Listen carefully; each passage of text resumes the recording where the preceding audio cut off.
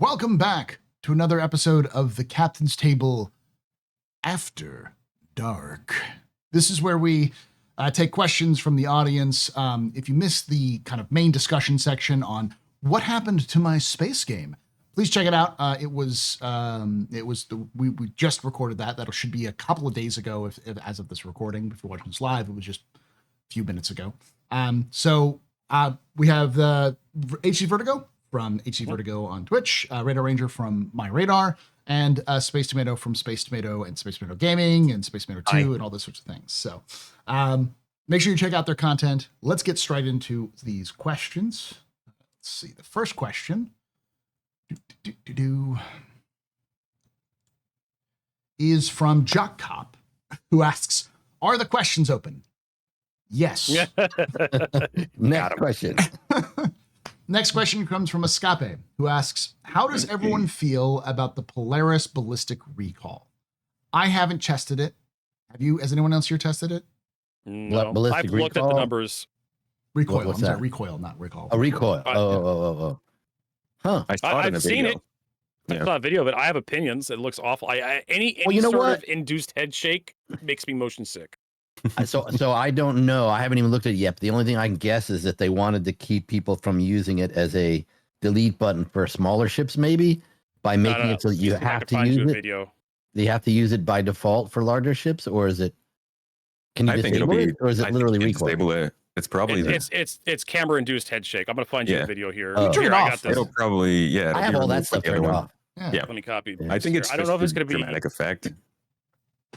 Let's see if I can find this. So check the Discord, Captain's Table Discord here for a video, so you guys can look at it live and give your opinions. On the Yeah, chat. it's. I think it's subjective. It's definitely meant to add cinematic and dramatic effects, but Mhm. I'm for that. Like that's why I play this game. I think the effect itself could be better. I'm not against an effect. It's just a matter of if it's the right effect. It's to like I have all sorts of head movement turned off because I do have motion sickness, but it's not a very severe case of motion sickness. It only activates under very specific circumstances. If I'm really tired, are you advocating for what's that dirty word? That dirty word was accessibility? Yeah. Are you not a true gamer, Vertigo? Are you know? I'm not a true gamer. I actually get motion sickness. Are you looking out for people? If I'm tired, I can get motion sick easily, like in a boat or car. If I'm trying to read in a boat, bus, or car or something, I can get motion sickness. Star Citizen has this it doubles down on the problem. It's kind of a mix of motion sickness and sim sickness. Because Star Citizen has a problem with frame rate. Really bad games that have really bad frame rate and have a lot of movement going on also give me motion sick as well. But Star Citizen doubles down because not only are you in space, you get the weirdness of with like the inner ear where you're moving but you're not moving. You get that. Yeah. But you also have text all over the screen. And one of the reasons why I took off all the head tracking in Star Citizen is because every time I see a line of text, I'm trying to read it. And if I'm tracking a target, there's distance to target, there's the target's name. So I'm trying to focus on that. And then I'm also trying to look at my shields. And everything on the screen is moving in relation to everything else. The camera's moving, but the item I'm trying to read is like stationary.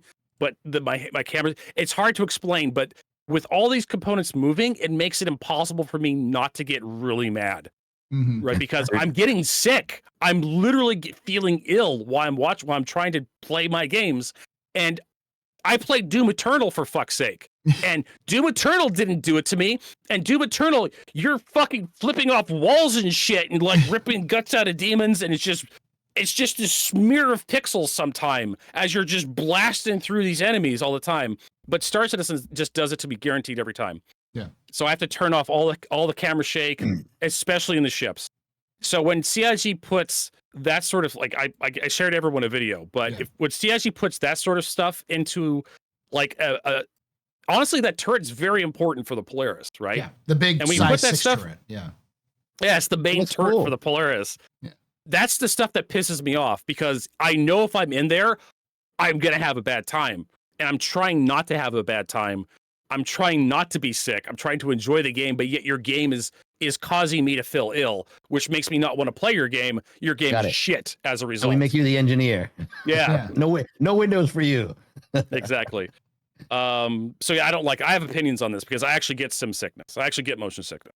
Dude, I just want to say the way that Vertigo describes it, actually, it sounds terrible. Like, Yeah. I'm so sorry. That sounds really hard. I have minor versions of that, and my eyes get crossed, and it feels like you get a headache right here, right the back of your head, like right back of your eyes, where it feels it's like more frustrating than I don't get pain, but it's more frustration, and that frustration metastasizes as like a headache or a tension headache, or as like the feeling of queasiness, and you just I become more unreasonably angry as a result. I become irritated. Yeah. And I'm a pilot, so I have a stomach of steel. Yeah. The thing is that I think it's the quick motion. Like when you're flying, like say in planes, like I don't have this problem with plane based games where like you're smooth up, smooth down, even this quicker motions, there's still some motion which you expect to happen. You know, it's not that much different from like a car. But with Star Citizen, it's like at times the camera can break so much where you get out of your ship and instead of you going, oh, my head's moving, your head just kind of goes whap, like it just slaps right across the screen, and you're like your body is moving and it's flipping up and down in 0G, and I could get that like whoa, what the hell is just going on right here? You know, more space. That was the old EVA system from like when they changed it from 2.0 to 3.0. And I can't remember when they finally changed it over to the new system we have now. Your Superman. It was like 3.2.3 or 3.2.4. You know, it was pretty. Yeah, it was not long ago.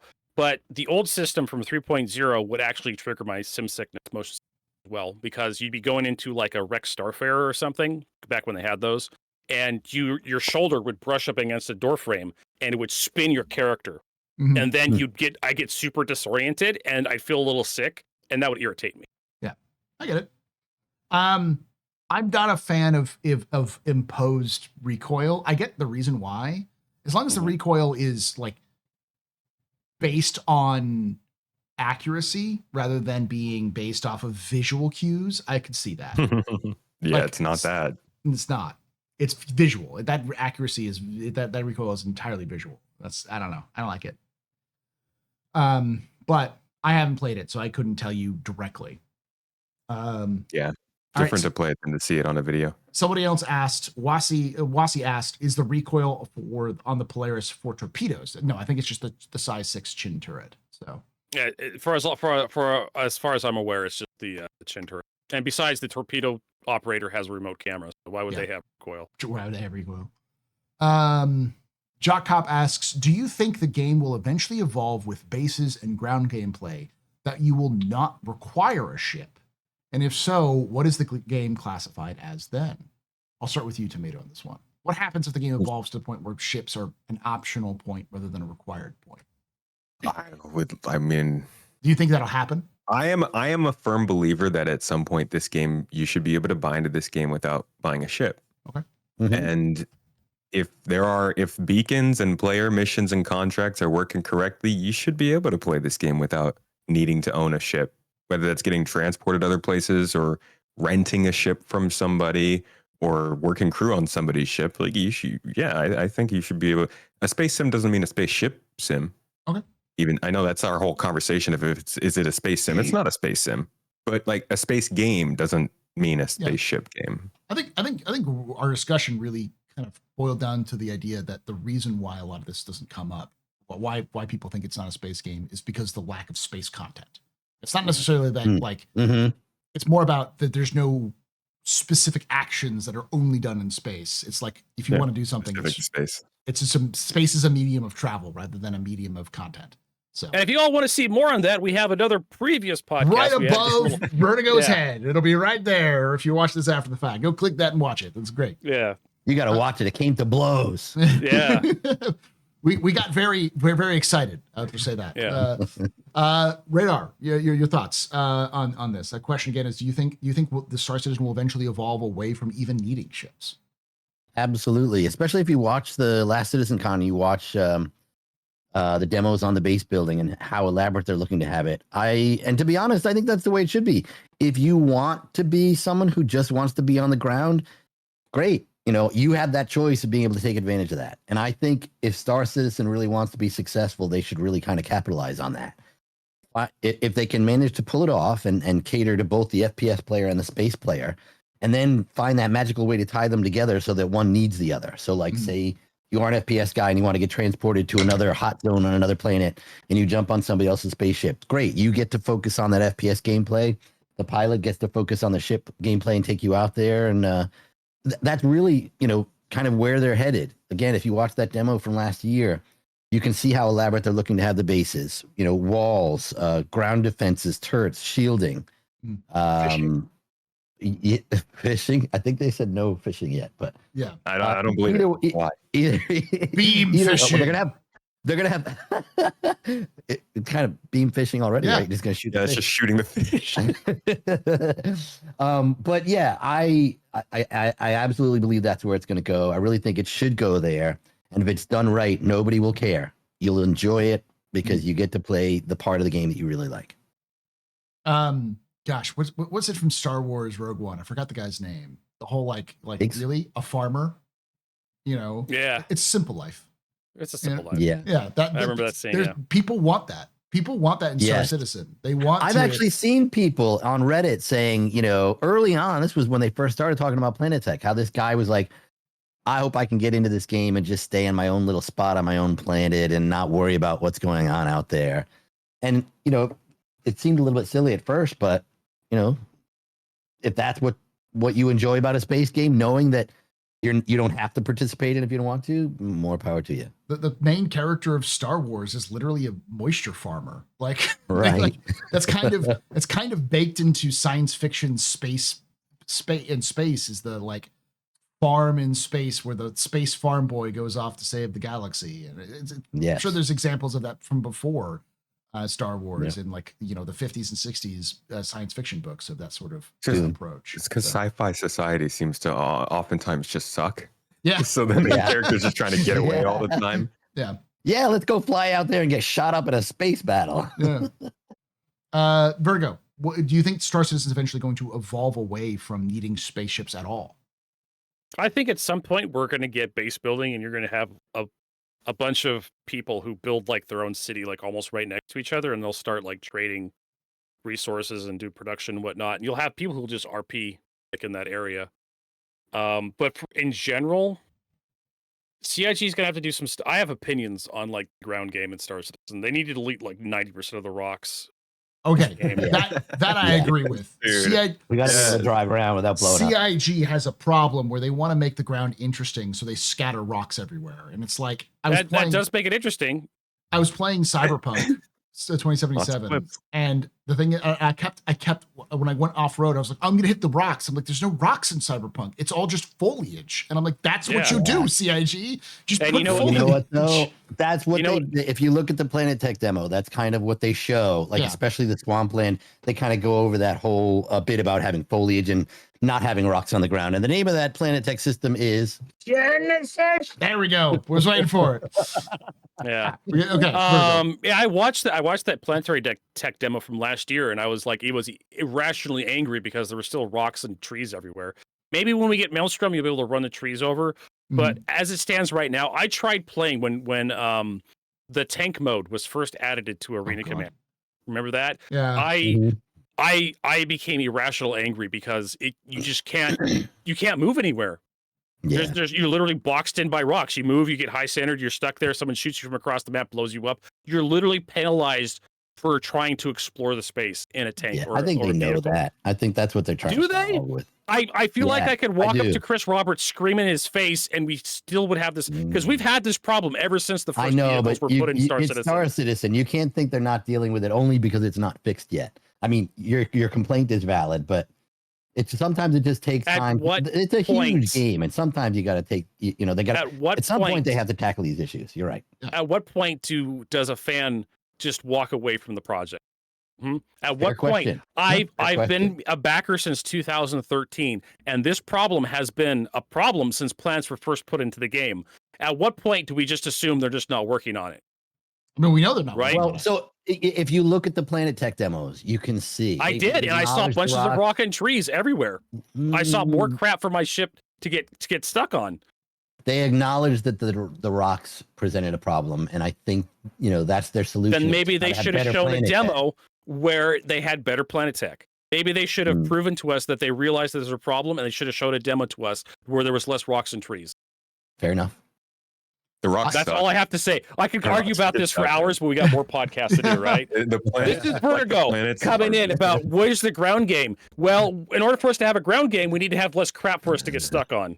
I think that problem is aesthetic. I think the problem, this stems from CIG's rule of cool, where they want to make the ground interesting to see, and so they're using actual like footage, scan data from from footage and whatnot. Yeah, and I think the problem is that they're going, this is interesting and it's diverse and it's changing from here to there, and but then they don't realize that real life and gameplay are completely different things. It's not until you put it in context and let the players loose on it when these things kind of get revealed. And then at that point, it's like, okay, well, now we have to go back and change all that. Yeah, we've been loose on it for half a decade, though. Like I'm so on board with what Vertigo is saying. It's crazy. It's almost like the rocks, like the planets are just balls of a whole bunch of rocks, and we're just seeing the outer layer. There, like, why are there so many rocks? We don't have planets. We have gravel. It's just a loose gravel of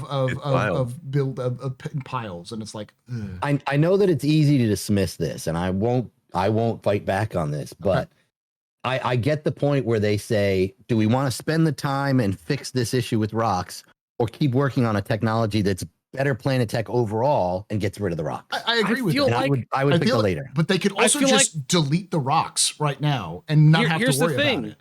I feel like they have a planetary generating thing, and they have a rock slider, right? A ground scattering rock slider. They could just slide it back down, and it generates the terrain with less rocks. I feel like that's an option in CIG. Is that right? Is that Someone slider, who works for CIG telling me I'm crazy right now. Yeah. Right? Does that slider go from 0 to pissing off the community? Yeah. It's not a slider. It's a switch. It's a switch. You just click the button. It's like fuck the community and no rocks. That's the only thing. It's not a slider. No, that's actually one of my favorite things for people start complaining about stuff in Star Citizen. They come to my channel, like, Vertigo, why does Star Citizen piss me off so much? Why does, I call my ship into my hangar and my ship is halfway into the hangar, the elevator is sticking out and it's just vibrating violently. Oh, that's because fuck you, that's why. It's the fuck you, that's why button. With rocks. I mean, I as somebody who wants to see the Ranger, who's desperate for the Ranger and loves the tank despite everyone hating the damn thing. I want to see the ground gameplay be improved. And me too. Yeah. And I hate the tank. I want to see people enjoy it. People spent money on that stupid thing. So they should be able to drive it around Hathor and just fuck stuff up. They should be driving that fucking thing at Hathor. Hathor is perfect for those fucking ground vehicles. Yeah. And the thing about it, I think of right now is that I think it's a matter of to go back to the space game discussion. Ground vehicles are not the focus of balance. And as a result, anything that's to deal with okay, let's look at the ground vehicles, let's see what they need to do. They keep selling the fucking things though. That really grinds my gears. Stop making them. And the game is not designed for them at all. It's not ready for them. And that's the problem. Yeah. It hasn't been ready for 10 years. Well, yeah. Well, I mean, to be fair, God, I'm dying. Vertigo. I have to step away. Holy shit! We lost Vertigo. Get him some marshmallow cocoa. Dude, I'll wait for him. I was waiting for him to come back, but my point is that they haven't had ground vehicles for 10 years. They have had ground vehicles for It's not the point of this question and answer thing, but it's becoming the point. Yeah. Yeah. We all know that it's taken longer. Yeah. We all acknowledge that this whole project has taken longer than we wanted it to. But we all have to have some hope that it's rounding a corner somewhere. It is a good point though that they make a whole point of, oh, if the main gameplay for said ship isn't in the game, we're gonna try not to release that ship. And they should do the same for ground vehicles. If you guys aren't actively getting ground gameplay into a place where these vehicles make sense, stop making new ones. Yeah. I know you need to make things, but make ships then. like vehicles that work, rather than the fact that, I mean, you want to hear irrationally angry.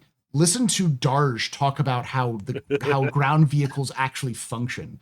Darj has a conniption every time ground vehicles get brought up, because Darj is an actual like gearhead like you, Vertigo. So you both know how the actual mechanics of how vehicles are supposed to work. I want to be in a show with Vertigo and Darj talking about ground. Because you are also you ride motorcycles and stuff like that. You're also kind of a gearhead. So you all know, like, Star Citizen vehicles make no goddamn sense in terms of how they're supposed to function.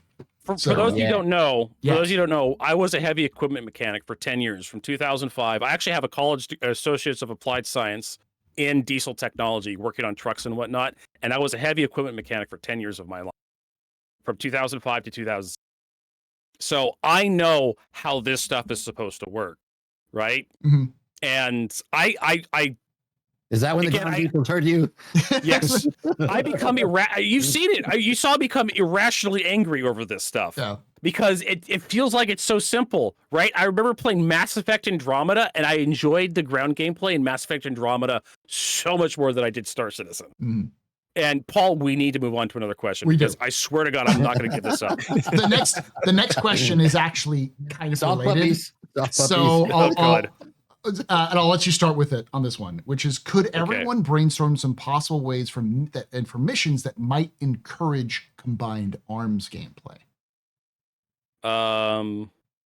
The thing that CIG needs to do, one, you got to get rid of the rocks. 90-80% of the rocks have to go. You have to smooth the terrain out. These rocks, man. Yeah, the rocks have just been a huge problem. You got to smooth the terrain out a little bit so it's funner to drive vehicles over the hills and dells and whatnot.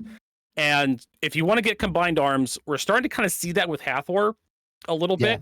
A Line in Mind was for that purpose. Yeah. But really the problem is and we've had this problem since Jumptown, is air supremacy kills ground without a doubt. Mm-hmm. All the time, forever. So you have to find some way of getting ships. If you want to have combined, you have to find some way of convincing the ships to fuck off, so you can actually have tanks that do stuff, right?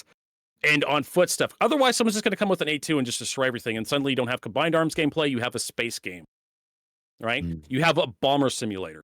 You have a Polaris that comes into the AO and just eats all the DPS and just rams everything to death with its nose. It just pokes you to death with a nose like it's a fucking seagull, right? Or just points its nose at you and then just starts dumb firing torpedoes at you. Torpedoes. There's two people. So one way that CIG can help with combined arms is, one, you come in with an insertion, you drop off vehicles, and those vehicles go into a very large underground thing, like a distribution center, or you have some sort of, we've talked about this, I think last time I was on a podcast, we were talking about Hathor, NPC defense platform, SAM sites that you don't control, that can shoot, like the Titan mode from Battlefield 2142, where you had these anti-Titan missile sites. You had these anti-Titan missile turrets that would launch a missile every so often. You can't destroy it. It's a gigantic underground facility that's hardened from air, so you can't just bomb the thing from air. You have to go inside and turn it off.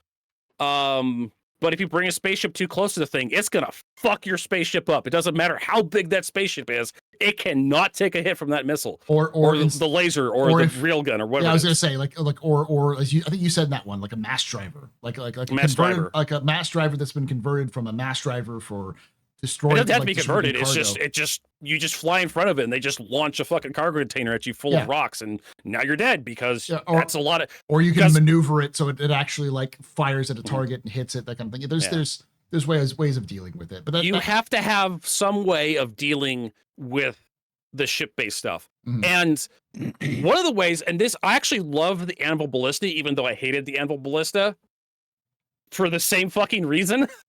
Believe it or not, the Anvil Ballista was one of the most dangerous fucking things when it was released. Oh yeah, because the missiles could actually kill stuff, and you couldn't see the damn thing until the missiles locked you. And even then, you couldn't see the damn things. You just saw the missiles coming at you. I think CIG nerfed it a little bit, but my favorite moment in one of the jump towns was we put a ballista in some rocks by jump town, and some PvP sweatlord showed up and started chasing some of some of our ships. Our ships. And I'm like, bring him by me. And so he flew them right over the top of me. I saw him. I locked him and fired him. It was too late. By the time I locked and fired, he couldn't even hit his flares. So it just like came straight up. The missile took off. Yeah. And it just instant nose. It was like he saw the thing hit his face and exploded. And I was just like, fuck you. That's exactly what we need. The ballista, for those who don't know, the missiles on the ballista, they are missiles, not torpedoes. The missiles on the ballista had a minimum lock range of 100 meters. Mm-hmm. You basically have to be touching the ballista with your ship to not have it shoot missiles. Even then, it could dumbfire missiles at you if it wanted to. I think they nerfed them. Now they're like a 500 meters or something, like to make the Centurion a thing. But yeah, that's kind of what you need in Star Citizen. You need a gigantic fuck you ground vehicle that starships just cannot deal with. Mm-hmm. Or they can, but it requires volume. Or like it requires Wild Weasel, where you just have to deploy a bunch of countermeasures. Yeah, better E-War gameplay. I disagree. EMPs. Yeah. Go ahead, Radar. How would you fix the problem? I disagree. So the problem is, in the real world, the goal is to have the fuck you spaceship. Yeah. The goal is to have air supremacy so that you can kill everybody on the ground. But the problem here is that this is a game, and if you want the game to really be fun and have practicality, as far as playability, you have to rely on the rock, paper, scissors rule, which is that to every action there is generally a counter. And the real test of the gameplay comes down to being able to take out the counter or plan accordingly and have a better counter. So as an example, if you are worried about air supremacy coming in and taking over a base or taking over a certain ground area, they need effective air defenses and air offenses, ground turrets to take out ships, shielding to make it so that you can't just drop an A1 on it and end the game for everybody. Then you kind of wind up having to bring in other components like ground vehicles, so you can go in and take out the ground defenses and then clear the way for the air guys to come in and drop off people. There's another thing here, though, and that is consequences for destruction. So, like, if we finally get to the point where in the game there are items that people want, so whether it's a mission that has a really rare relic and an entire org is trying to go in and get it, or somebody's housing a ton of really rare resources in their warehouse and you want to break in and grab it because you want to take it out. If you just drop an A1, and it only kills people, but then you can go in and steal those resources because they're undamaged, that's not really fair. That's not really the way it really works. Yeah. If you make it so that everything has consequences, for destruction, you need that to survive so you can go in and take it alive. Here's the problem. Hold up, let him finish. Okay. I was just going to say that kind of changes, that changes the equation, because now you have a purpose for not wanting to just blow everything up. You've got to go in there and surgically remove what you're interested in. That's kind of those are my two big things, Vertigo? But you said you're gonna. The problem is you also have to build Star Citizen with the assumption that the player base is going to be a dick. Yeah, that's true. Right. So if you make it so Hathor, if all the resources can be blown up at Hathor and nobody gets them, guess what? You're gonna have people go in there and blow up all the resources for all time forever, because their fun is watching you cry. Well, it's not just that. You would also, again, have hopefully air defenses of some kind. Air offenses, a ground turret that you can bring up that shoots or have air cover. That goes in. But to respond to your point of, if everything is destructible, people will have to be more careful. There's going to be people who are going to take the opposite. I could destroy everything, therefore you're sad, and that makes me happy, right? Yeah. That's why you can't take it on its own. You got to have the counter, which was the defense, to keep them from being able to destroy everything. Yeah. It's got to be both. It can't be. I agree with that. The idea, there needs to be some consequences where, like, you can't just delete things and just say, "Oh, I can go in and do it." There needs to be some counter to that, but at the same time, there also needs to be a counter for, like, PDCs should just be able to shoot bombs, like, so that way you turn on PDCs and and I don't think it's narratively a weird thing or even logically a weird thing that a mining company would have anti-missile turrets and bomb turrets on its mining facilities in a place that was barely settled. It's like there are plenty of places in the world where there are, active oil rigs, and there are also, like, a tank sitting next to it because they have problems with the locals trying to raid the oil rigs, So, like, yeah, it makes sense. So Space Minnow, your solution to how to encourage combined arms gameplay. I'm very similar in take on this to what Vertigo is saying. I think just in general, ground gameplay on its own has a lot of like, it all takes me back to that the planetary tech video. It was like their first Planet Tech video, which Chris Roberts very I guess, I don't know, naively, or no, I don't know what the word is for it. Just not a good choice. He praised it as a gameplay video, the one on Lear 3 with the sandworm and everything. Oh God, yeah. And one of the things that they highlighted there was like how the constellation couldn't fly to a certain location because of magical space wind is knocking us out of the sky. More stuff like that is all we need. Like, give us NPCs that we want to go see, whether they're a quest giver or like a special shopkeeper, or maybe somebody who only buys a certain type of drug and they move around the game over time.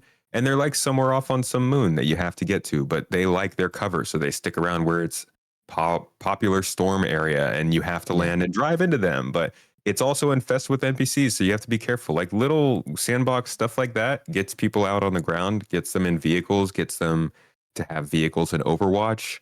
I think there's not too much they need to do outside of what they're doing with Hathor. Like you guys said, it's made to work like that. And it's just the balance that we're missing that makes people actually want to use the ships together. Sandstorms on Daymar. Good point. You know, it's too difficult to get the vehicles in to Hathor. Like you basically have to have a C2, an A2, or a M2. Yeah. And if you have an A2, why do you bring a tank? Yeah. Just bomb Hathor from the air. Like in Bob's your uncle. Well, you just flatten Hathor and you got it to yourself. Funny you say that, Vert, because like you know one of the theories of what the Paladin is, which has been data mined, is that it's a vehicle, a Valkyrie-sized vehicle carrier. So a small vehicle carrier for a tank. So maybe CIG's already thought about that. Hopefully. So it's difficult to get vehicles in. It's difficult to actually use those vehicles because air support takes vehicles out pretty easily. I was of the opinion that the Nova tank should be able to angle its gun. Not the Paladin. I'm sorry, the Valkyrie, not the Valkyrie. The Valkyrie. The Asgard is what it's talking about. The Asgard. Yeah. Asgard. Okay. When I first saw the Nova tank, I thought that thing should be able to angle its gun up at least 85 degrees to shoot at the ship. That would be perfect. But nope, you can only angle it up like 30. I agree with all of you. I think all of these are solutions. Weather and in conditions which are harder to fly in or will damage your ship. Yeah, somebody mentioned that in chat. That's what Tomato was talking about. Like atmospheric conditions that just prevent you from doing things and have interesting locations. Like a line in mine should be filled with, not now, but in the future, like Valakar should just be everywhere. So it's like, oh, okay, cool. This gigantic thing is going to come out of the ground and blow up my Idris because it can just like eat it,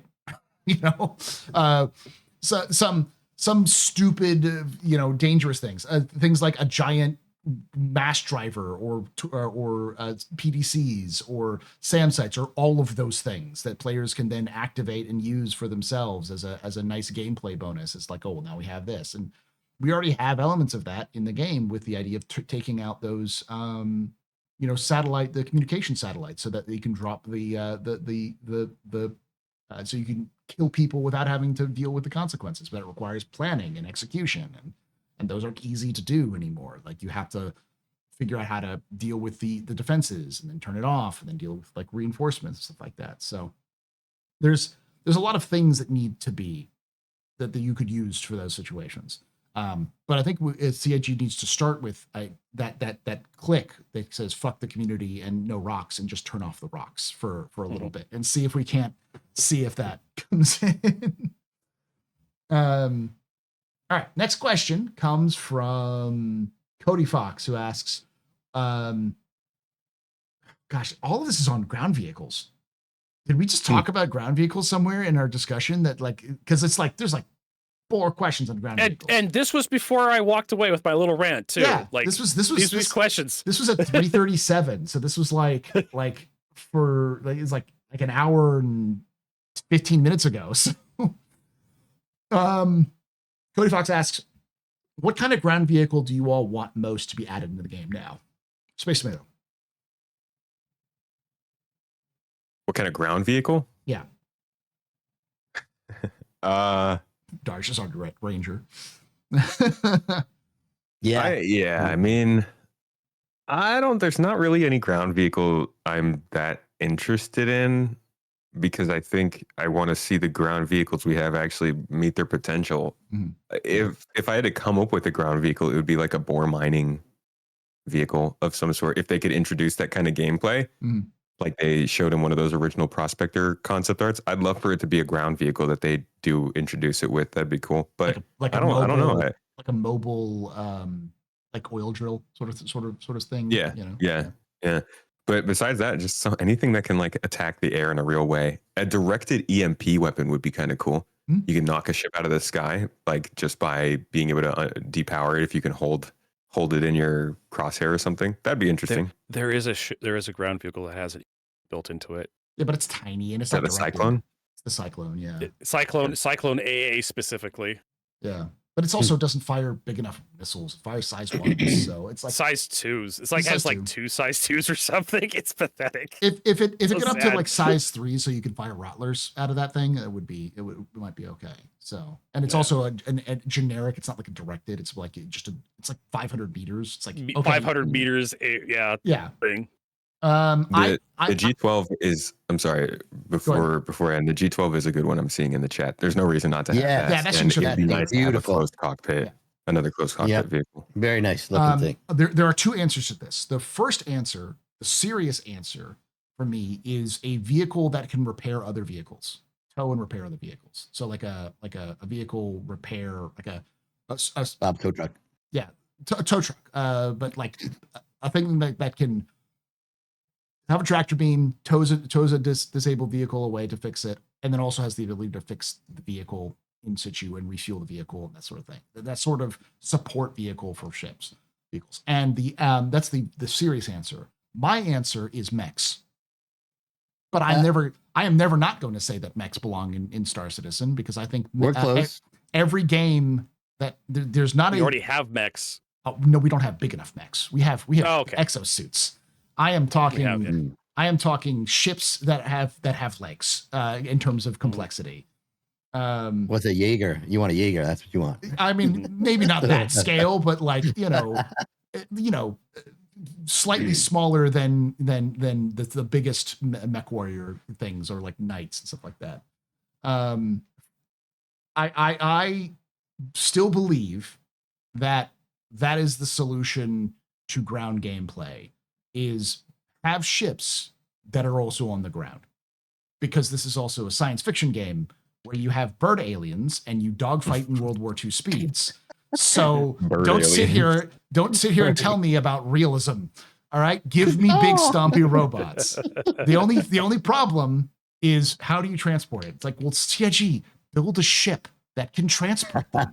You love building ships. Just build a ship that can transport them, and make then the people thing will fold use up them. into a box, like an 8 SU box. There you go. Yeah. If it can fit inside of an 8 SU box, there's a ton of ships that could transport that mech.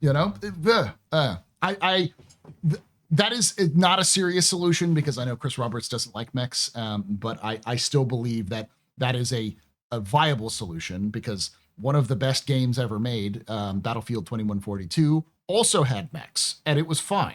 So, mechs are fine. Vertigo, your thoughts on what kind of ground vehicle would you want to see added to the game? I would love to see okay,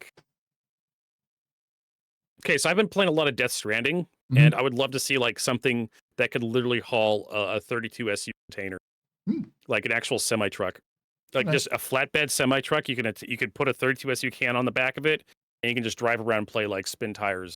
Okay, but where do you take it? No, you just drive it around your hangar for a few minutes. And what else can you do? Like, oh god, I'm gonna start ranting about ground vehicles.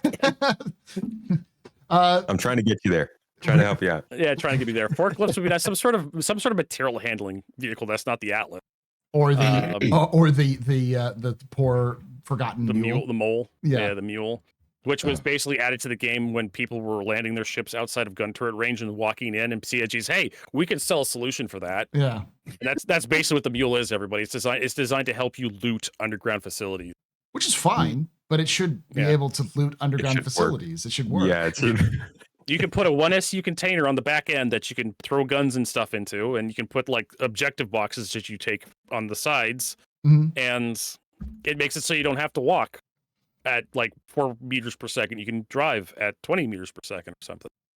It's not a bad solution. It's just too big, and it should have been remote rather than being a drivable solution. But you know, this one of the many ships in Star Citizen where CIG built it for a problem that they then solved the problem later, and then just kind of went, yeah. Or even like built something that were like, we're going to build this for salvage, and it's like this has nothing to do with how salvages turned out. So, Radar, your thoughts, Andy? Your thoughts on what ground vehicle would you like to see? So you're all probably gonna laugh at me. We already have a lot of ground vehicles. We have tanks. We have missile vehicles. We have pickup trucks. We have golf carts. We have forklifts. Ambulances. We have luxury cars with the Ursa, whatever it was, and the G12, which will hopefully be out at some point soon. What I want is a refueling truck that looks as cool as some of the ones we've seen in the concept art for the Hammerhead. Yeah, love that. I want to see that too. Yeah, that would be neat. Like, I'm not laughing at that. That's great. I want to see that, especially with Ropenet coming in, because you know. Yeah. Well, they're putting fuel ports on ships now, and I can't help but think. And fuel ports at the bottom of ships refueling. Too, not just at top. Yeah. So it's for ground refueling. Exactly. It's got to be. Yeah. I think it's also for like refueling for squadron, so like they can like refuel at the. That's a good point. Well, what is it? One of the ones, the Golem, I think, has a refueling connector right on the bottom. Yeah. I think that's also because that they're going to take whatever technology they built for squadron for that, and then just port it over to Star Citizen and make that work. Got it. So yeah, that makes sense. Yes. But, all right. Ixune, this is the first non-ground vehicle question we've had. It's been a very ground vehicle heavy, which is weird because we didn't talk about it in the previous one. Yeah, I guess Hathor has triggered some people about like, oh, I want to be able to use my tank at Hathor, and this is like, but I can't. I'm sad now. Let's take it out on Paul Shelley of the Astropub. It's the perfect venue. Ixune asks, and I'll start with you on this one, Andy. If Star Citizen could become more theme park as an MMO and make WoW money to finish everything very fast, would you prefer that or keep away from the theme park MMO and take much longer to finish? I think that's a bit of. I think that's a bit of a park MMO. So okay, so I'll explain this, but I also think this is a bit of a misnomer. Like the idea that CIG could create a theme park and be finished faster, because I don't think they would require a completely different development that would take a long time. But a theme park, the difference between a theme park and a sandbox is a theme park is kind of like when you go to Disney and you go to on a ride, that ride is built for you, but you can take that ride 1,000 times, but it's never going to change. It's the same over and over and over again. So all of the quests in WoW are the same for everybody. They don't change just because what you're playing versus somebody else. Versus a sandbox where it's like there might be things that you can do that are repeatable, but most of it is sort of just like go here and do this thing, and then that experience can be different from person to person because there might be the resources might be distributed differently. There might be, and there's a lot of like self-driving with that. So like Star Wars Galaxies is a sandbox MMO, but like WoW is more of a theme park MMO. So the question is, would you prefer a theme park MMO if it could finish the game faster? Oh no. Star Citizen will never be finished, first of all. They will just continue to add content to it. And I think that's the way it should go. I prefer the sandbox route because there's this implication that there's more than one way to solve the puzzle or to complete the mission, theoretically, whether you're working with friends and you tackle something with a different ship or, go a different route to get something. I don't know. I just based on that definition alone, I don't think so. No, I think we'd be better off to have them continue to take real world scenarios and integrate them with the Star Citizen universe that we presented with. That's a giant sandbox. It's a giant toolbox to play with. I think they're better off. They're better served, and so are we, by letting them kind of take advantage of all those things that they put in this world and build it that way. That's what I think. Vertigo, your thoughts? Should Star Citizen become a theme park?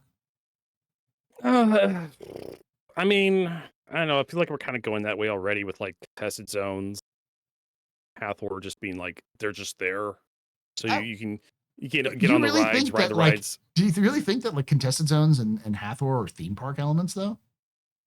Kind of, sort of. You kind of ride them, and then when you're done riding them, you walk away, and they just kind of exist out in space. They kind of exist there, like with sandbox activities. Like you're the one building the content, right? Yeah. You're building the bases. You're out there wrecking ships, and those wreck ships like do stuff. You're creating a farm. You're finding stuff to do. But yeah, like I don't know. Like we're kind of going that way because I think CIG, that's the kind of stuff that CIG can build right now reliably, right? Same with like Siege of Orison. Siege of Orison was kind of a theme park. That was a theme park. You literally have a roller coaster. You get onto the tram, you ride out there, and proceed then to the next spot. Yeah. yeah. It's kind of like that. It was kind of like Jurassic Park, right? You're literally on rails as you go to the next. Here's the Tyrannosaurus. Here's the thing where you see all the A2s and you shoot dudes. And here's the next park where you shoot dudes and you have other ships to look at. It just seems like kind of a hard question because in reality, it's all a sandbox, and it's just a matter of how tightly controlled things are. You're building a task and a mission or an event within the world that you live in, the virtual world that we're presented with, and whether it's on rails or not is really with sandbox gameplay. The players have more control of when it starts or how it unfolds because you're a sandbox. You're building it, right? And you're wrecking it, and other people are coming in and doing stuff. With a theme park, you're gating that content off with a barrier. That Siege of Orison was a perfect one because it had a no-fly zone around it. You couldn't take your ships into Siege of Orison because I think those things have to be. I was just gonna say, I think those things have to be in the game because they have to. For those people who don't have enough connection in the game with, say, orgs or knowing where stuff is going on. There's no like bulletin board where you can go learn about what's going on technically.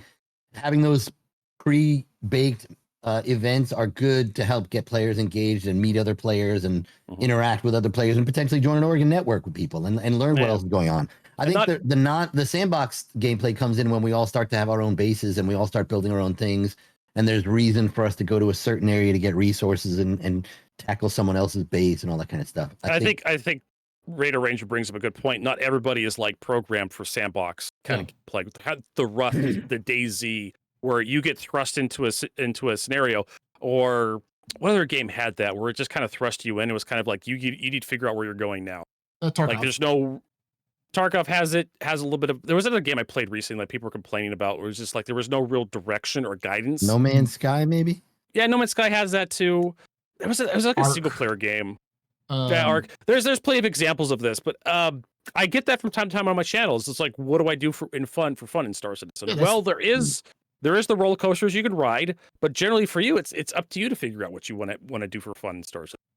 There definitely needs to be a thing like that. I think that they are going to do that with the stories and these events and those sorts of things. Like the main story of Star Citizen is going to be focused on like, hey, this is what you can do if you want to do it. But it's also clear that CIG, you don't build base building and crafting and say we're going to now do a theme park. Right. It's like that is like that is not just sandbox. That is textbook sandbox experience. And like you have to you also have to have this. Most modern MMOs usually have large events that go on to drive, and that's why we have Hathor. That's why we have contested zones. You need to have large, sexy pieces of content for people to consume in order to have a daily active user base. Engagement. Yeah, you have to have a daily active user base because there's several things that can kill your game, and one of the things that can kill your game pretty fast is if people have the perception that nobody's playing. Yep. If you have a multiplayer game and you have nobody playing it, you get the dead game label, and then nobody checks you out. You already have people saying that Star Citizen is a scam. Star Citizen is ripping you off. Star Citizen has all these really expensive microtransactions or macro transactions in it. A lot of that tends to push people away. the one thing that Star Citizen doesn't need is to lose player base. Like we need to have things that draw people in to play, keep people interested. And that's where you're going to have the theme park kind of stuff. With EVE Online, when you first start playing EVE Online, I was overwhelmed, and you kind of start playing some of the missions that you kind of have to start with. But that is nowhere near the real gameplay of EVE. The real gameplay is when you join an org and you're part of these giant confrontations and battles that are epic and legendary and get written up in magazines. And unless you had some of the introductory stuff, it's hard to get into those epic parts of the game without understanding the basics first. And I think you learn those through some of those gated missions and everything.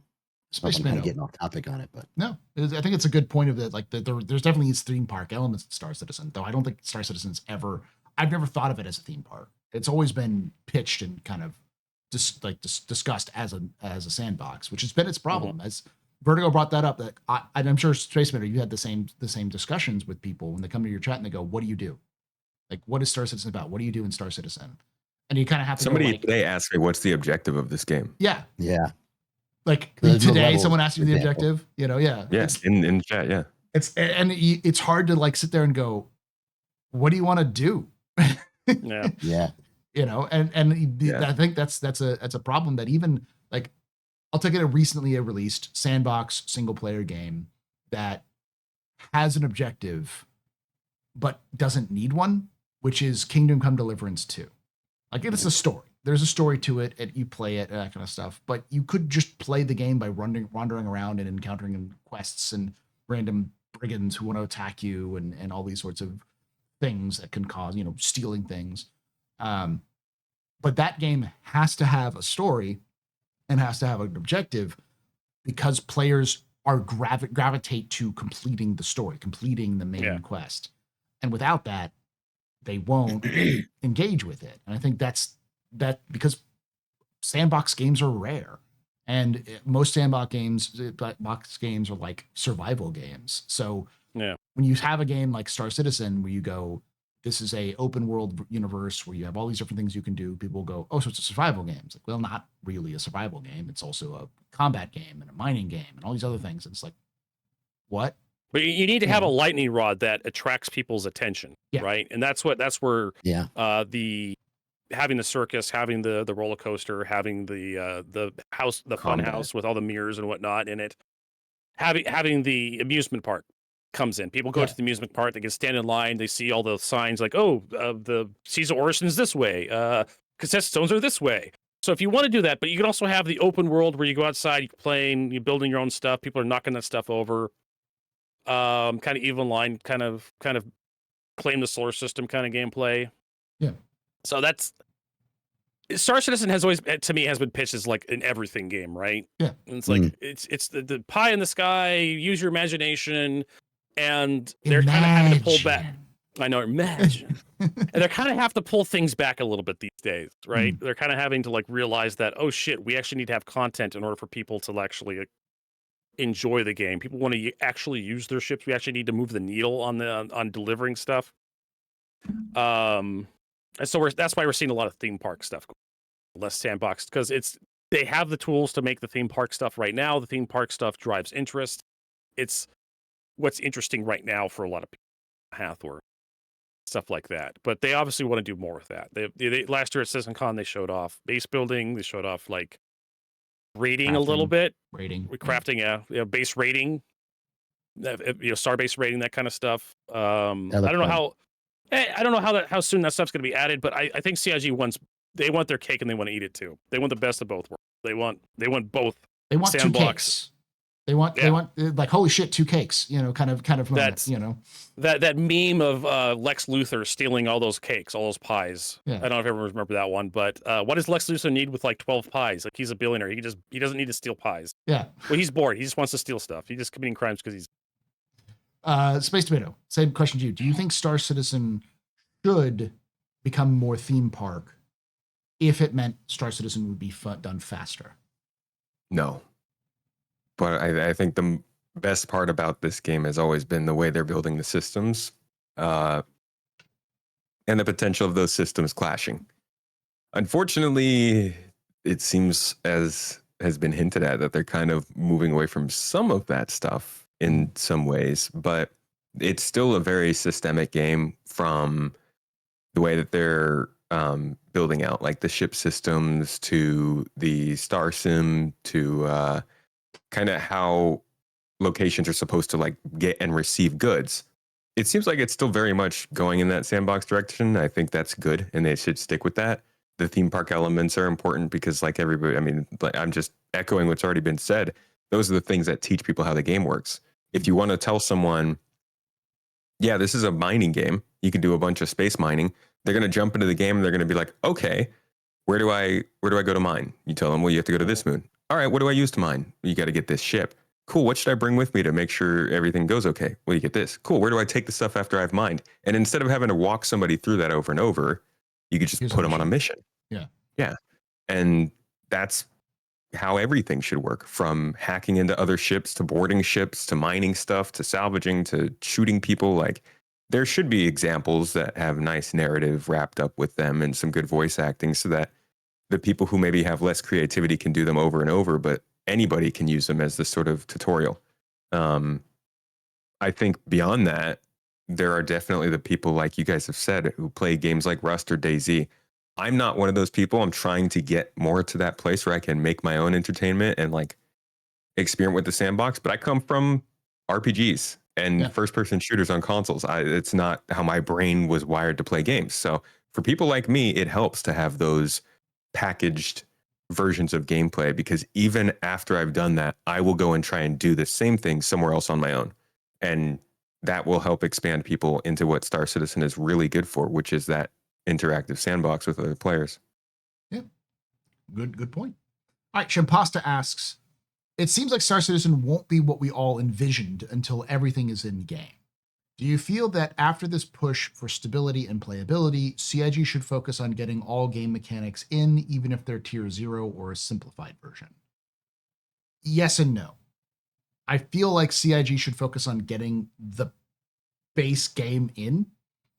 I've said, and I've already had pushback in chat for people saying like what I said would kill the game, and I'm like, I don't care. I don't think it would kill the game, but I understand people's perspective on it, which is I'd prefer for them to just finish the base game loops and then fix the problems, because at least you could play the base game loops even if they were broken or weren't working as well. But that's not what CIG is doing. I am not a developer. I don't have experience in this sort of development. And so, and I've heard other people who do have more experience say, this sounds about right in terms of like hardening and getting things right. So to deal with the dreaded tech debt that's been built up. Define base game loops: mining, salvage, bounty hunting, cargo hauling, investigation missions, racing, FPS missions, science gameplay, exploration gameplay, the gameplay loops that were first like pitched in Star Citizen.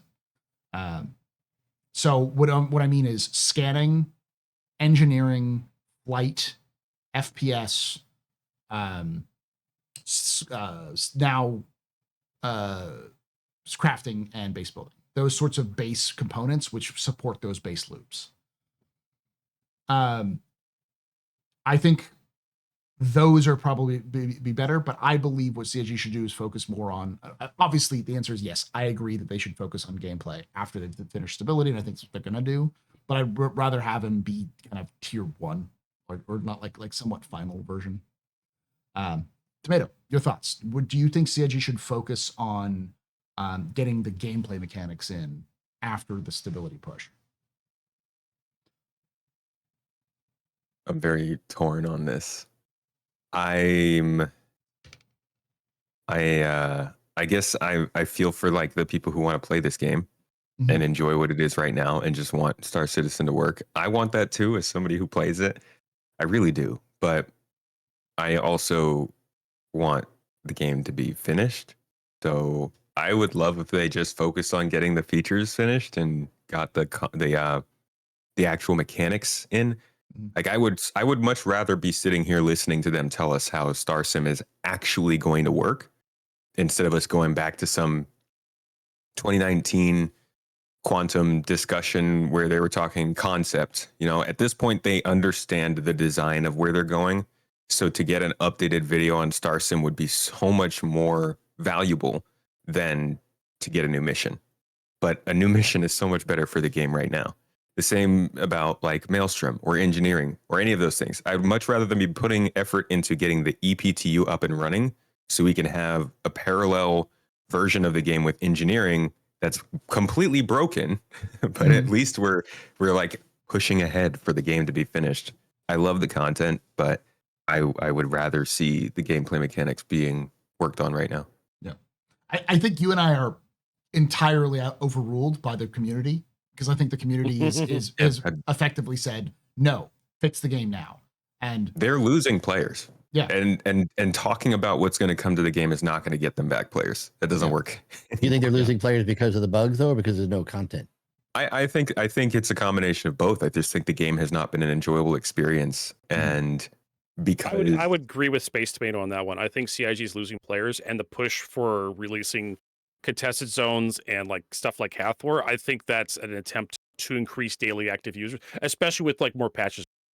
That kind of reeks of desperation. It's getting more people to come back. I think it is getting people to come back. Because if you look at the we're not getting a bunch of new players, but we're getting a bunch of money. And I think what CIG's discovered is they're getting people to come back who haven't played in years or haven't played in months. Don't conflate with money with new players coming back. No, it's Wales will drop a shit ton of money, right? But Wales will drop a shit ton of money. But why didn't they do that this time last year? Yeah. Because like that's the question. Like, what changed? Like, what is different this year? I'm very curious to know. Hathor released. Well, so what's different this year in terms of what? In terms of like, what's the difference? What is different? What is it that's different this year that's making people pay more than they were spend more? Why are Wales now pulling it out? And if it's content, then that's what I'm saying. I'm saying like the content being out is obviously causing people to pay money. So if they're whales, then it's probably either people are more interested and invested, so they're probably you know what happened? You know what? I know exactly what happened this year. Okay. The Polaris release. Well, the Polaris released at the end of last year. Yeah, well. And we didn't see the increase until January. So like what was the lag there? Because you can't just because they weren't selling the Polaris in January. They weren't selling the Polaris in February. The Polaris was only sold at Invictus. I don't think is it being sold? Is it on this website permanently? No, it's not. It's limited. Yeah. It's too expensive. I think it's a combo of regular content and a ship releasing every month. Yeah, that's true. And I can see that on the YouTube side too. Like the first quarter in terms of YouTube was a night and day different from normal years for this game. And considering the launch of 4.0, you would expect this quarter to be worse. They didn't have the hype they had. What was that 2 years ago? I don't even remember when it was anymore. Before 323 came out, they were all hype for that first quarter. And so like people were excited, and then 323 came out, and then 324 got delayed, and people were sat back. So you would think after the 4.0 release, the excitement would be pared back now. Yeah. Because 4.0 didn't I really feel like release we're that bucking well. the trend. Yeah. And that's the expectation. That's just the regular delivery they're doing. I think I've said for many years that I think the big solution for CIG for engagement is release patches. People don't give a shit unless you release patches. And I think that's what's happening. They've been releasing patches every month, and every time they release a patch, they release a ship. And so people are coming back to buy the ship and play the game. And that's if you look at the trends, every time they they release a patch, it's a huge spike in funding. Unfortunately, it's not bringing new players in, because if you look at the number of new accounts, that's been declining significantly since 2022. So we're seeing a drop off in interest in Star Citizen across the board from new players, but we're seeing an increase in funding. And I think it's just because players who've already invested are now coming back and then investing more. So no money. I have another. Yeah, that could be. I have another theory. Go ahead, Vito. No one's going to like this because Trump was elected president. Maybe people are really depressed, and so they're running to video games to feel better. They could, but I don't. And maybe the reason why we're seeing a drop in new players is because people are losing their jobs and they don't have much money to spend. I don't know. It could be, but like you would think that people aren't spending as much money on that. Like there's too many factors. There's too many things that if you look at what's going on, it's like, especially if you look at the even the political demographics of Star Citizen, it's pretty even. I don't think this is a game that's super liberal or super conservative in terms of politics. I teach this sort of thing for school, for high school, so like I this is something, not to get too into politics, but it's like in my own experiences in the Star Citizen community, it's pretty mixed. So like I think the answer is the patches, man. It's the patches. They do it. All right. Let's move on to the next question. We've got a lot of questions that I need to get through. We're at an hour and 5 minutes, by the way, and we have, as you can see, the questions. Oh boy. So many questions. I hate to do this as well, but we have for those who don't know who are watching this after the fact, this is how much time I have left to stream today because I was doing a subathon. So I really hope we don't end up with like, this is the amount of time we have left for the question and answer session. Oh my God, we don't have enough time for these questions. I mean, I'm looking at the questions right now, and there's still quite a bit of questions. There is a lot, yeah. I think I'll hold off on my Uber Eats order then. How's that? You just answer my question. We'll go through some of these pretty quickly, because some of them are also like repeated and other things like that. Ginatonic asks, how do you rate the new focus on performance and bug squashing to date? How effective do you think it's been so far, the first 100 days? Vertigo, your thoughts? I think it's been pretty good. We're still having a lot of little problems with like, CZs and the doors, the fuses not working. Like we had problems with the executive hangars breaking, but that's like one thing. Hathor's broken. That's kind of like par for the course. But overall, we're not having a lot of like performance problems. We're not having a lot of large server outages. The one thing I think CIG is doing really good, and I have to give them props for this. When CIG does something good, I must remember to praise them for it. Maintenance periods. Yeah. CIG has been setting time aside and they've been trying to give us heads up. Sometimes they've just pulled it, we're gonna have maintenance tomorrow, everybody, sorry. But they've been doing maintenance, hot fixes and patches. Have been rolling out pretty quickly, and I like the maintenance periods because usually after maintenance things start working a little bit better. So I think there's still issues. It's still Star Citizen. There's still an alpha. There's still problems, but CIG's is knuckling down and looking like they're willing to start committing to fix this stuff. And I feel it. I believe it. I see it. And I think the rest of you everyone else watching this should realize it as well, that CIG is committed to doing better this year in terms of stability and bug fixes with hot fixes, live services. Yeah. So you think it's been mostly effective in terms of like the fixes? I think I would disagree with the mostly effective part. I'd say it has been effective. It has been effective. Okay. The degree of effectiveness will that people, I'm sure the panel here will have opinions, but the degree of effectiveness will probably be debatable. But I think from my perspective, the maintenance periods and the hot fixes have been much, because those hot fixes have fixed bugs that have been a real problem for some people. Persistent bugs, yeah. And not just the monthly patches and whatnot that CIG's. I don't think we need 12 patches this year, but CIG's committed to doing 12 patches this year. Okay, let's go. I don't think they'll hit 12. I don't think they will. I don't care if they hit 12. At one point they said most months. They said 10. And I think they were specific about that because I think they might miss a couple patches here or there. And honestly, like 4 patches a year was probably too many for me anyways. Like I'd rather have like 2 big content drops and then just a whole bunch of like, we're going to fix these issues throughout the like hot fixes and server maintenance. They said 10. They said 10. Jared said 10. So like they wanted to do almost every month. Yeah. Jared doesn't have any decision making abilities. I think Jared was mostly parroting what was been told to Jared on that, which is a bad idea. Yeah. I mean that I remember when Jared sat up there and said, we're going to shoot for 4.0 release in the summer. I paused that video and I had a fucking freak out because I'm like, no, don't say that. You're gonna miss it. Everyone's gonna get mad at you. And they missed it, and everyone got mad at them. And it was like, the period from like November 2023 to September of 2024 had so many things they said that I was just like, guys, please, I don't want to have to quote these anymore in videos. It's just too many. The whole, oh yeah, the hangers will only be a couple of months away. Oh, This God, isn't a big delay. That hurt me. They got a little too confident. Swagger. They had too much swagger. And SitCon 23 was awesome. Yeah. All right. Radar Ranger, your thoughts? Has it been effective? The Yes. first 100 days. Yes. Next question. Okay. No, it has. I because you can't deny it. It's I'll keep it nice and short, but yeah, it's a lot more stable. You're a lot less worried about getting a 30K that would make you not want to get it in play. And sure, there are still bugs, but even with 4.11 on the horizon, there's a bunch of other things that they've got fixed that have been plaguing everybody for a while. So yes, absolutely effective. Space Minnow?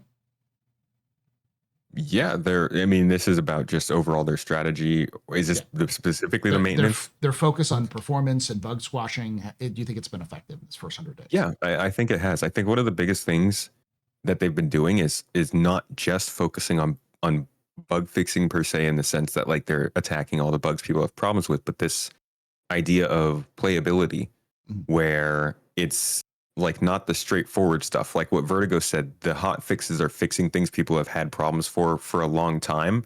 And like these problems aren't just, oh, I fall through the floor. One of the ones I love pointing to is the physics between ships getting fixed. It's not something anybody asked for, but it's like, are you kidding me? Like, okay, maybe somebody asked for it. Polaris is getting sniped by Razor EXs. I was playing with Aldo Brink recently, and that is something that prevents you from playing with that ship that's like $900. Yeah. Right? Because you could just snipe that thing with an Aurora. You could snipe that thing with a stealth Razor at full speed, and there's nothing you can do to stop it. You can't stop that death. So why would you bother bring that ship out with your friends and play with them? Because it was a problem that CIG had known about for many years. Because I remember, you probably remember this too, Space Tomato. Do you remember them talking in the engine for monthly reports where they discussed basically that? Where like I was confused as to what they were talking about when they were like, now when you hit an area of a ship, it will affect that area of the ship rather than like it was supposed to be like drive. I realized after the fact once they released it, I'm like, oh, that's what they were doing.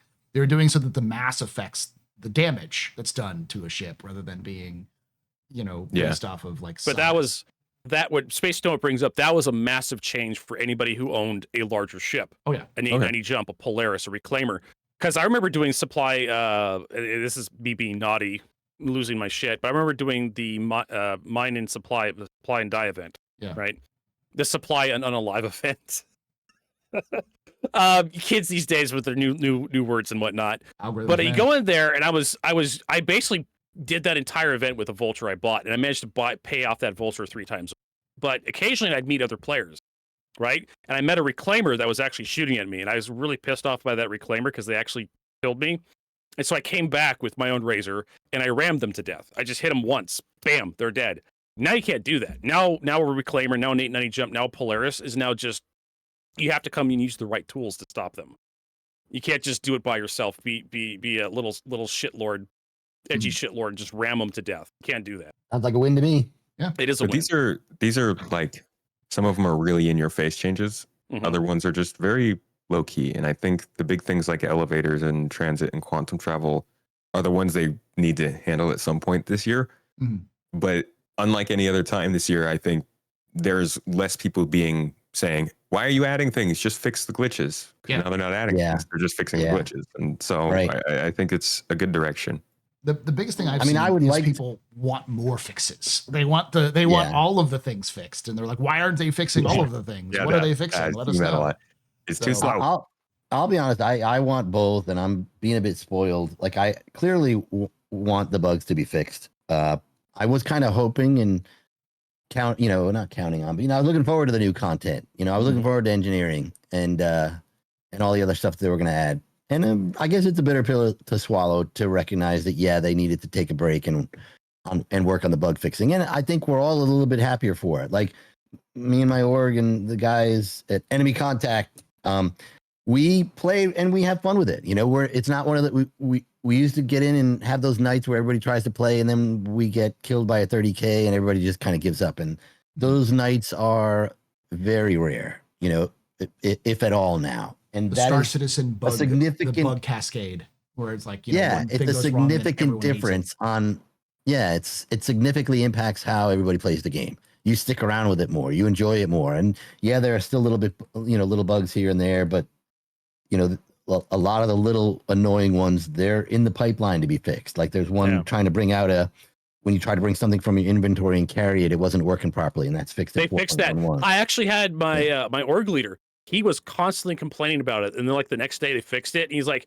he was complaining about it again, and I'm like, Exodus, they literally patched that yesterday. Try clicking carry from your inventory, and he was surprised it worked. He's like, holy crap, it worked. CIG's fixing stuff, and that's what I think they really need.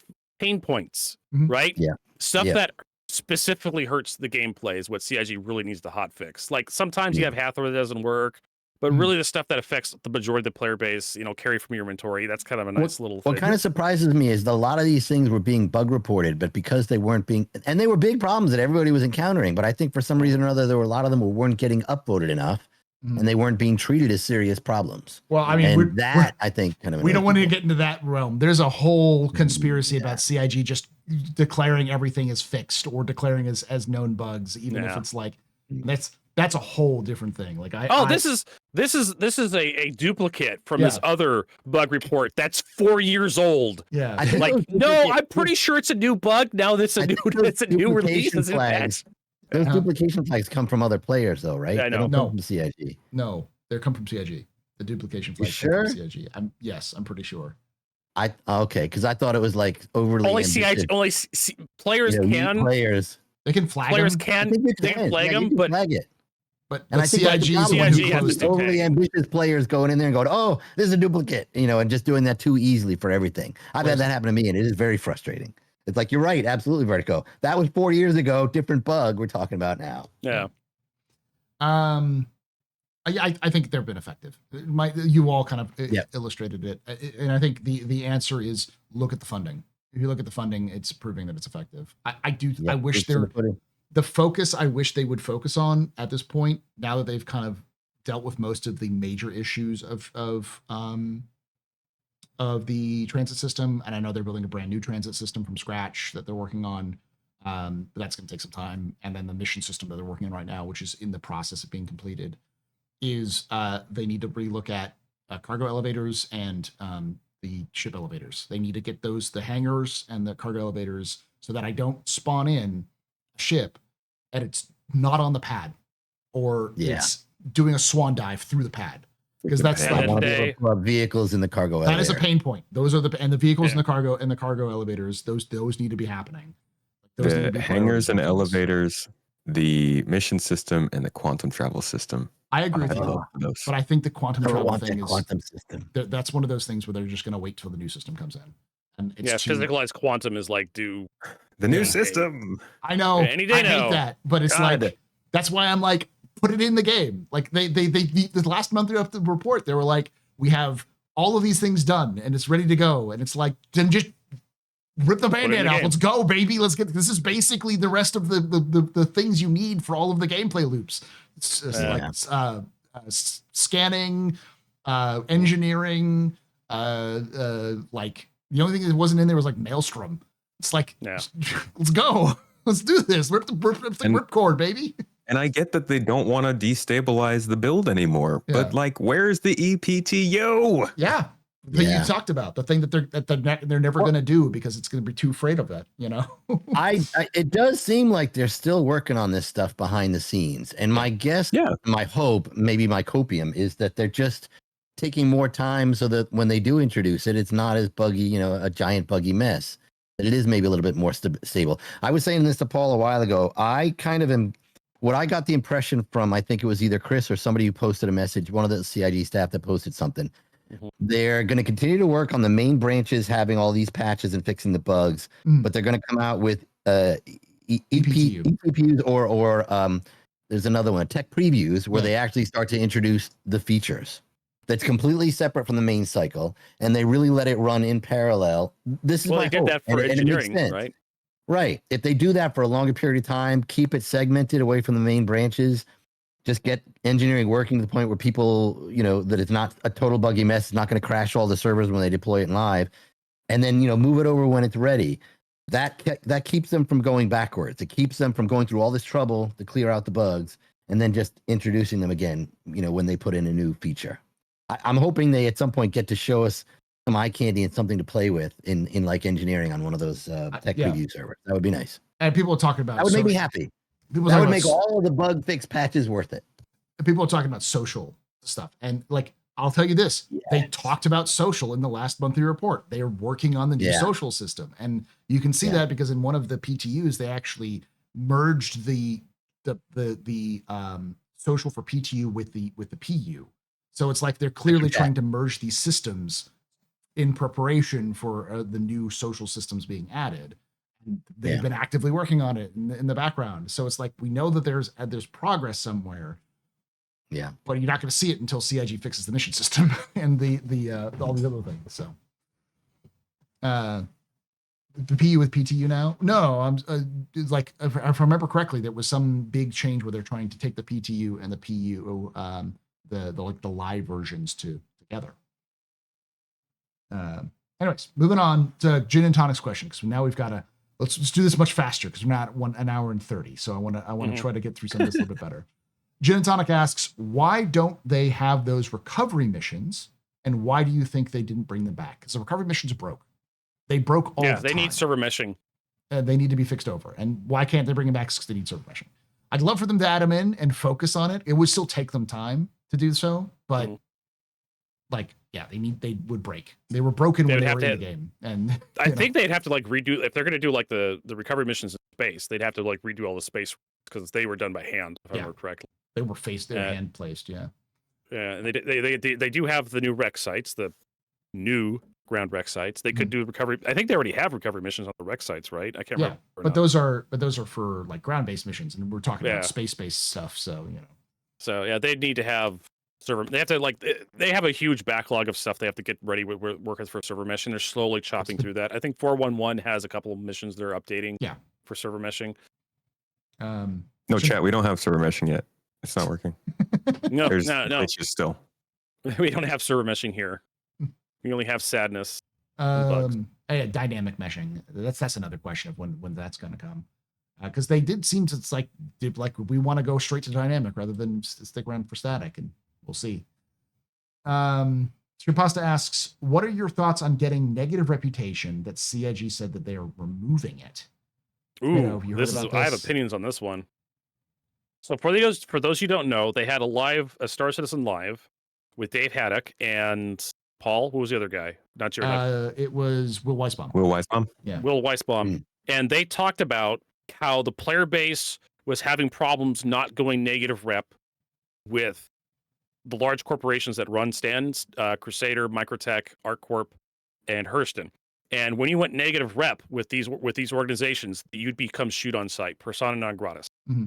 And I thought that was kind of stupid. But CIG's response to this was not to change how Star Citizen played. Their response, I think Dave Haddock said this, was to change so you cannot earn rep with the big players in Star Citizen anymore. Yeah. Well, and I don't know if that's a permanent solution to this, if they're going to this is just how Star Citizen's going to be for the future, or if this was going to be a temporary, short-term, mid-term kind of change until they figure out a more permanent solution. But I like the idea of just messing your rep up so badly that you're just going to get shot on sight. Freelancer had that. I mean, it doesn't even have to be shoot on sight. I suggested that as a fix. You can't land. I suggested that as a fix for this was right now you have neutral rep, and then you have a whole bunch of positive rep levels, and then below neutral, the negative direction is just death, the death penalty. I suggested having a dislike area before death penalty, where you get warned or they don't want to deal with you anymore. They don't want to give you. They'll let you land, but your prices go up. They'll let you land, but you're always at the end of the queue, right? You're always waiting. Yeah, or you have to pay higher prices to use their facilities. You can't shop certain places. You get more restrictions. How in the world are they going to say, wait, dude? There's no way they're going to remove rep for the main factions. They're gonna. That's why. Dave Haddock. I can't remember if it was Will Weisbaum or Dave Haddock said this, but there was a reason why they brought in the new mission guy in not the Gilly, the new PMC the new The Foxwell. Foxwell. That was why they brought in Foxwell, because they wanted Foxwell to replace all the PMCs and security outfits throughout Stanton with one. That's what somebody was saying in my chat. Yeah. Guild. yesterday. What they're doing is just switching it to the guild system. So the guilds, Yeah. the main guilds, are going to be the things you. And I could tell you exactly and why. each individual small guild parts, and they're going to be stepping stones. So like Foxwell is the beginning mercenary guild, and then then there'll be another guild like North Rock. What's that? North Rock is the next North what we Rock. have right now. And then Miles Eckhart, Eckhart Security, and those sorts of like a progression ladder where you go up with rep with them, and then you just get handed over to another rep, which is higher rep and higher difficulty. But it's all under that umbrella of that. But I can tell you have to exactly listen to why this. what the genesis for this idea, why the player base was consistently getting negative rep and getting hostile. Because the initial missions for the security companies around Stanton, no matter where you went, was always helping the security companies clear out a underground facility. And you'd always have friendlies in there. And if you're a new player, how do you know who's the bad guy? Yeah. Right? Star Citizen has this problem with smoke, fog, and dark areas. Right? And if you see a black silhouette off in the distance through some smoke and some fog, you're just going to shoot, right? If you're a new player, there's just a dude over there that's in a dark corner, and then suddenly you shoot, and suddenly you have like CS3, and then your ship blows up outside because the turret's turned hostile to you. That would happen to me every so often, right? And never mind the bugs of just having like NPCs teleport in front of you to barrel your gun and just getting executed. That's not murder, that's suicide when that happens. But I've had that too, where I've had NPCs clip through each other. I had a friendly NPC clip through an enemy NPC to like get shot by me. I had a guy teleport in front of me to get shot by me. That got crime stat. And I've had guys just run around a corner. I got scared and I killed a security guard by accident. And I have thousands of hours in Star Citizen. So you can only imagine someone who has no time in Star Citizen, lands, get out, goes down that elevator, and then they don't know what security looks like. They're just going to start shooting, and suddenly they have crime stat. And in my opinion, they needed to get rid of those missions, or they needed to move those missions up to a higher difficulty so that if you did fail them, you don't drop down to murder. Yeah. You immediately getting murdered by Microtech. You just lose some rep. Oh, you killed a security guard. Well, you had a nice little cushion to fall back on, right? Well, that's probably what this all started from right there. Yeah, I agree on that. People are saying like Space Beto's being mad patient. I don't think Space Beto knew about what was being told, because I think this has been floated around a lot, but I don't think Space Beto was told the extent of it. And I think that's Will basically said that. Will basically said I'm that, watching like, this on Monday. People were getting negative rep, and they didn't want them to get negative rep, and they wanted people to be able to land. That's what they said, so that's why they changed it. Bro, dude, how are I like the idea of negative rep. It makes the universe I do too. more livable, right? You've pissed someone off so hard, they want to kill you. How are they falling for the same problem that newcomers to the game are falling for? Why are they making decisions based on an incomplete game? That's because they're crazy. desperate for new. They're desperate for new players. They're desperate to maintain their player base. They're making the game watered down, noob friendly COD, so that players don't leave out of frustration. Yep. Oh, right. Man, I hope that's temporary. They never clarified that, but it's. That's how I interpret it. That's how I interpret it. I am not a fan of it, but I agree with the problem that even if it's temporary, it's temporary creating a solution. Eventually, ship prices are going to have to go up. Eventually, reclaimed flight prices time is going to have to go up. Eventually, everything is going to have to get harder in the game just to retain people's interests. And without setting the expectations now, ripping that Band-Aid off and saying your players is going to take 2 days to come back, stop playing around with it like a dumbass. Then, or I have to spend half a million credits to be able to restock my Polaris. Yes, you can't put those penalties in now though, because it's too easy to have it die from something stupid, and that's one of the reasons why people. I know and that's why they made the physics change, so you can't ram a Polaris to death, because you're supposed to be able to cherish your ship, right? To solve the problem, right? But the problem is that people will get used to that, and then they're just going to get mad when you do it anyways. What's the better alternative there? Well, eventually they're going to have to pull that Band-Aid off, and that's the problem. Is that if people get used to these situations, and then you do something like master modes, because that was more in line with what where movement was going to, everyone has a little freak out about it because it's not what they were used to. And are you a white? Little freak out. Yeah. Well, between little and major. But the thing is that like, are you surprised? I'm not surprised.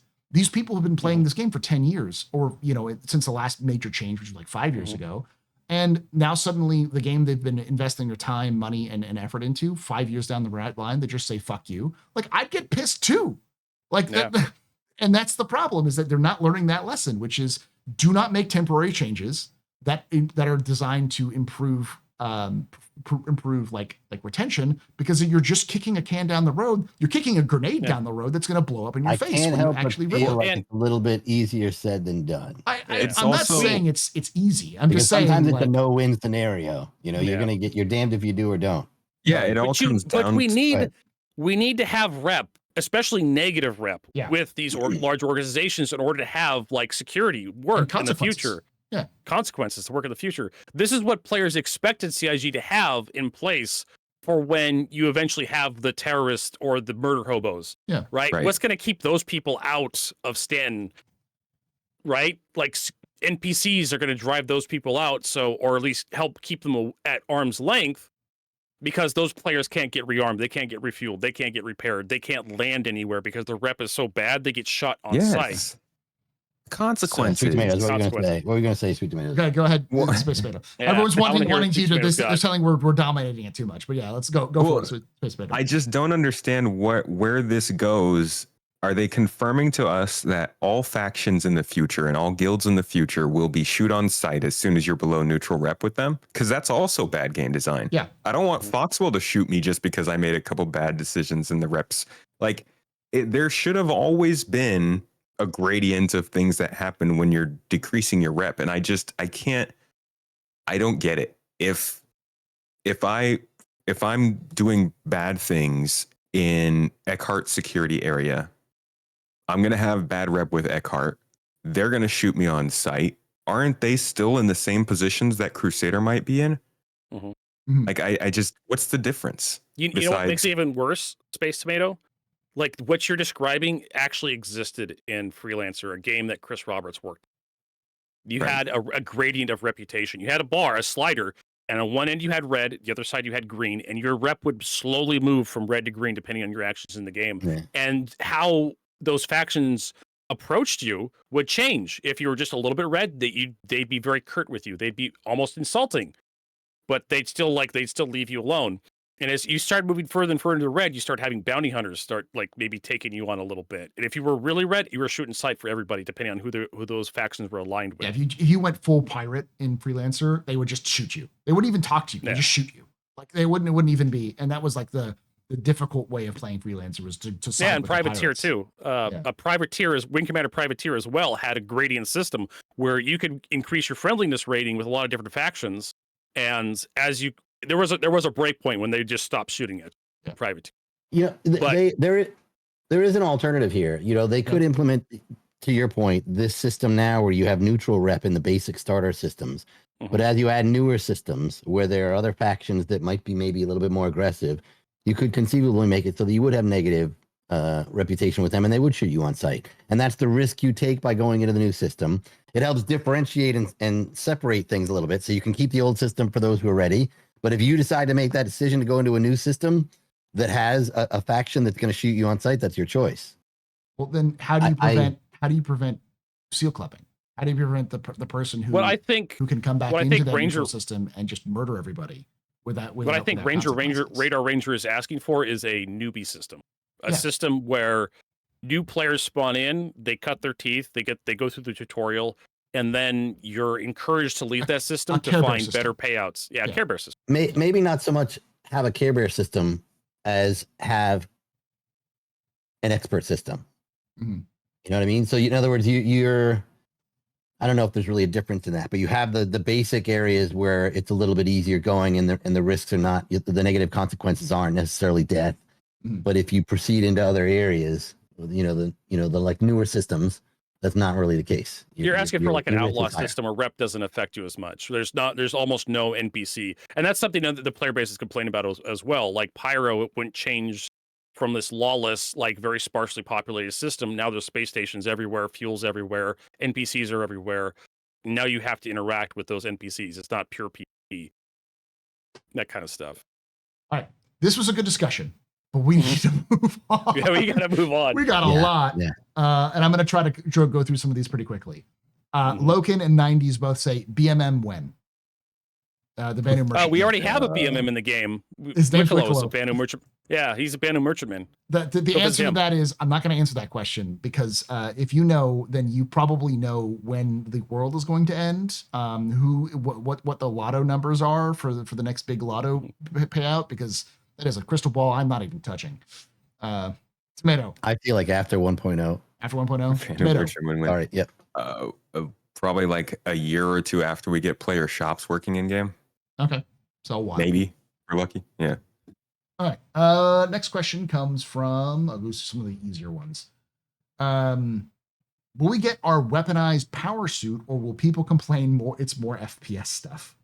Of course, we're going to get the Titan suits, the weaponized Titan suits. I think we're going to get those. They're Why not both? And Why people not both complain. get the Titan suit and have people complain about it? yeah, They will. they will. That's how this works. Also, Shapasta says it was Vert's birthday. Can we sing "Happy Birthday" to Vert? God, Is it your birthday? Happy birthday, You man. want anybody to sing? my birthday was yesterday. I'm 42 years We're old. not going to sing, but we are going to say "Happy Oh. birthday." Happy belated Yeah. birthday. Yes. Happy birthday, dude. Happy birthday to you. Happy birthday to you. Happy birthday, dear Vertigo. Happy birthday to you. There we go. You got a little song. Now you can update your copy pasta that you post. Wrong one. That was the wrong Update your button. copy pasta that you post into everybody's streams and videos about what you were doing and how old you were when you first started backing Star Citizen. There You we can go. update it another number. Hey, And you got the big number, the good number, the 42. So you got yeah, Oh, like yeah. the answer to life, universe, and everything. And the Uh, squadron. Is Mako the best ground vehicle, or is the best ground vehicle or the best ground vehicle in any game? The Mass The Effect gravity Mako. defying Mako. I still remember love playing it. Mass Effect recently. It's great. It's Vertical, so it's like a stupid. mountain It's goat. great. Yeah. Tomato, your thoughts, Mako? Yeah, it's an all wins, 10s across the board. Yeah, best game. It is so bonkers and broken. It's lovely. The freaking jump. The jump on that thing was so stupid. I loved it. It was trying to whip it and then hit the jump jets to do like a 360. That was so much fun. Peak content. Why don't you give us that, Star Citizen? Yeah, give us jump jets for our Novas. Put jump jacks on the Nova, you cowards. Tumbrel's got one, didn't it? Tumbrel's got like an afterburner or something. Tumbrel, the racing one. Yeah, it's got an afterburn, but not like a you can leap. Right, not a vertical thing. Right, you have to jump off a hill for it, I guess. Fastcart asks, I keep hearing complaints about him. Why does everyone on the panel hate Dwayne Johnson? No one hates Dwayne Johnson. We hate his twin, Mhm. Dwayne D. Johnson. the Rock DS. It's The Rock. Rock DS. Yeah. There we go. There's so many Oh, I Dwayne was really Johnsons slow. all I didn't get over. that at all until you made that last Yeah. joke. There are Dwayne Johnsons all over every planet, and CIG keeps sticking them on every surface, and we're sick of it. Yes. Done with it. We're tired of in the 30th century, some big wrestling fan decided that everywhere in the universe that there needed to be the offspring of the Rock everywhere, and so we're saying that we need to have less Rock. Okay, less Rock. We want to be able to run over the rock. Yes. Or go through the Rock. He's too powerful. All right. See, it just made one man too powerful. Okay, yeah. Escape asked a similar question about negative rap and stuff like that. Going through some of this. Alex Colt asks, you know those big ass mounted guns on Sherman? Why the hell don't we have those everywhere? Because they're not built yet. Also, Yeah. fun fact, those were built specifically for Sherman. They're like one of the big features because they're expensive as fuck to use. There's literally quotes in the lore about how it's the perfect ship because it's heavily fortified and has big guns. Like those guns are supposed to be able to fire from Sherman to orbit. They'll be able to Wow. yeah. They're anti-orbit cannons. They're the big gun from Empire Strikes Back. The one on the Rebel base, the one that like the ion cannon. Yeah. That's Yeah. pretty nuts. I joked because there was supposed to be 2 of them. Now there's a lot more than 2. They should be called "Fuck Around and Find Out." Raffo cannon. because they're designed to like hit Xi'an capital ships from in orbit. All Probably right. get to see them in use. All right, we get through some of these pretty quickly. I wonder if we will never get shot by those because we can't get reputation with Castro's government. Negative reputation from Castro. The only thing I will add to that is that my hope is that what they're doing is less focused on individual, because they also was discussing about like individual, like pooling individual factions into larger factions, is that you can still get negative rep, but the pool is more on to larger groups rather than smaller groups, so that you will still have negative rep with like the UEE. It's just instead of having negative rep with Crusader, where they shoot you on sight, and not negative reputation with Hurston, it's now everyone's going to shoot you because they're all part of that UEE faction. So it's rather than like But Crusader has the security division. They also have like a cargo division, right? Yeah. That was what they're complaining. That's one of the things they were talking about. It's like it's too many factions. There's too much to track. Instead of having a Crusader security and a cargo division, have a cargo guild and a mercenary guild, and then like the UEE, so that you're not dealing with like Crusaders like transport division. You're dealing with, and that's kind of how it worked in Freelancer. Like a lot of the hauling companies didn't have their own security. They'd send that out to the bounty hunters guild. Yeah. So like I get that, but I still want Crusader rep. Yeah. I like the idea of having negative rep with Crusader individually. Yeah, I thought that's like you get good rep with them and you get cheaper ship prices and stuff. It just not to the whole point of I'm going to shoot you, because it's like you're unless you're a criminal, you can't be shot. So it's more just like, fuck you, I don't like you, go away. Like I can't physically kick you out because it's against the law, but I will charge you 400% uptick for you to use my facilities. You know. I also don't think that's too much of a complicated ask. It's like,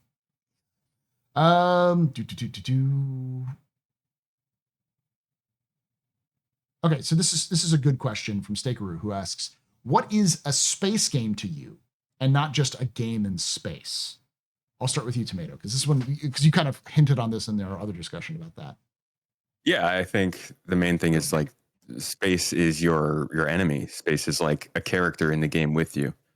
Starfield, as much as I do enjoy that game, I think it really kind of feels like a game just set in space, and not so much a space game. Like it kind of feels like a space game, but I think you really got to start to play with the supply of oxygen and like power and life support, all that kind of stuff. That's what makes you feel like you're in space. Otherwise, you're just on a boat.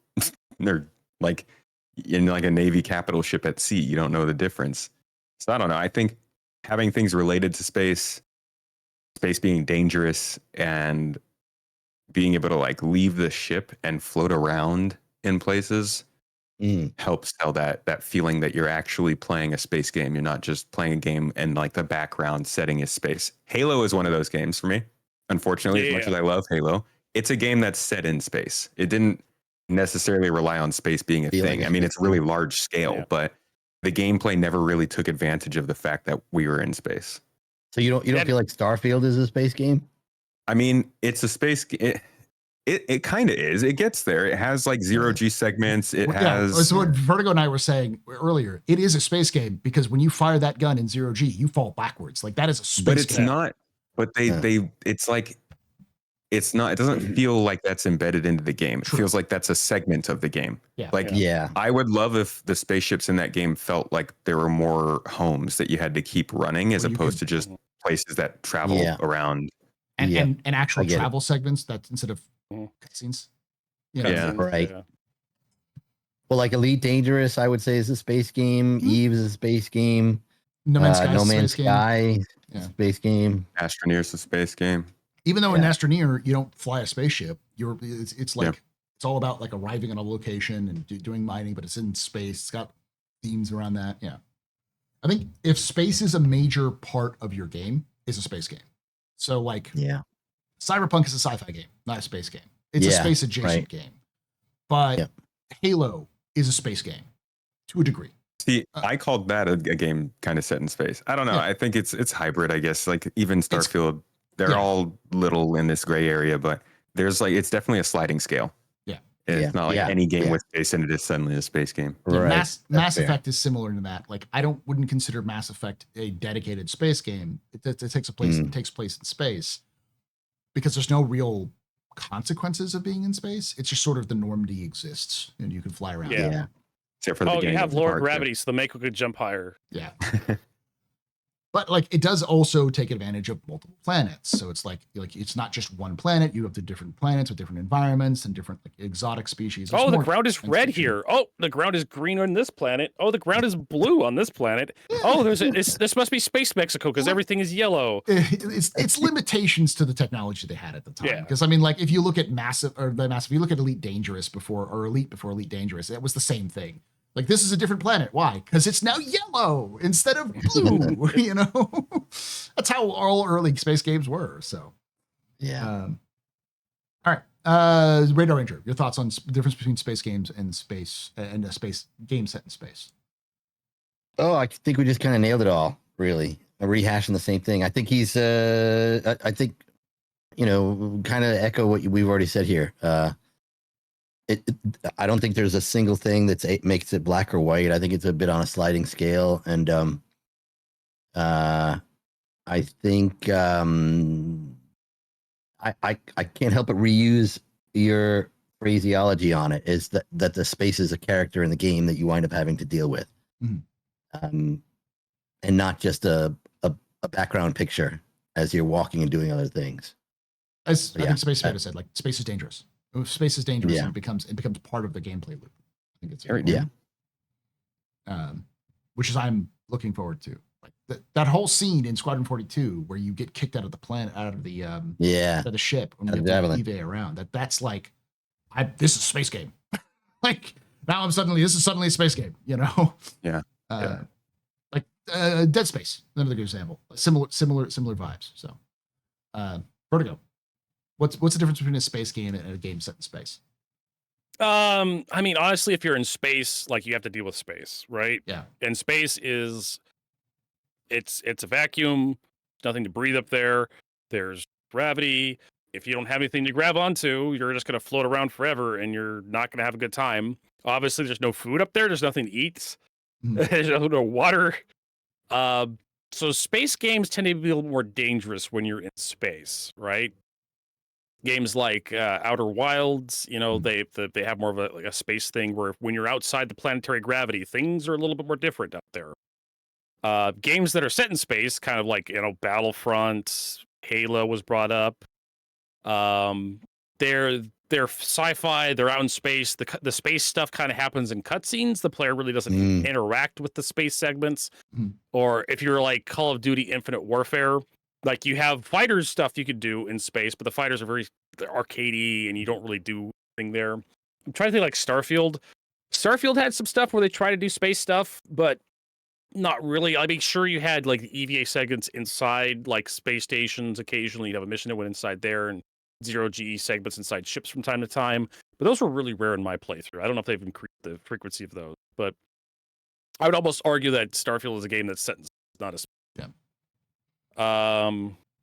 but really, like, or the majesty and the wonders of space, right? You have to like sell that almost Elite Dangerous, like, because Elite Dangerous does a lot more with its space, the mining, the exploration, kind of the broad emptiness of space. There's a lot of it, and there's not much in there because there's so much.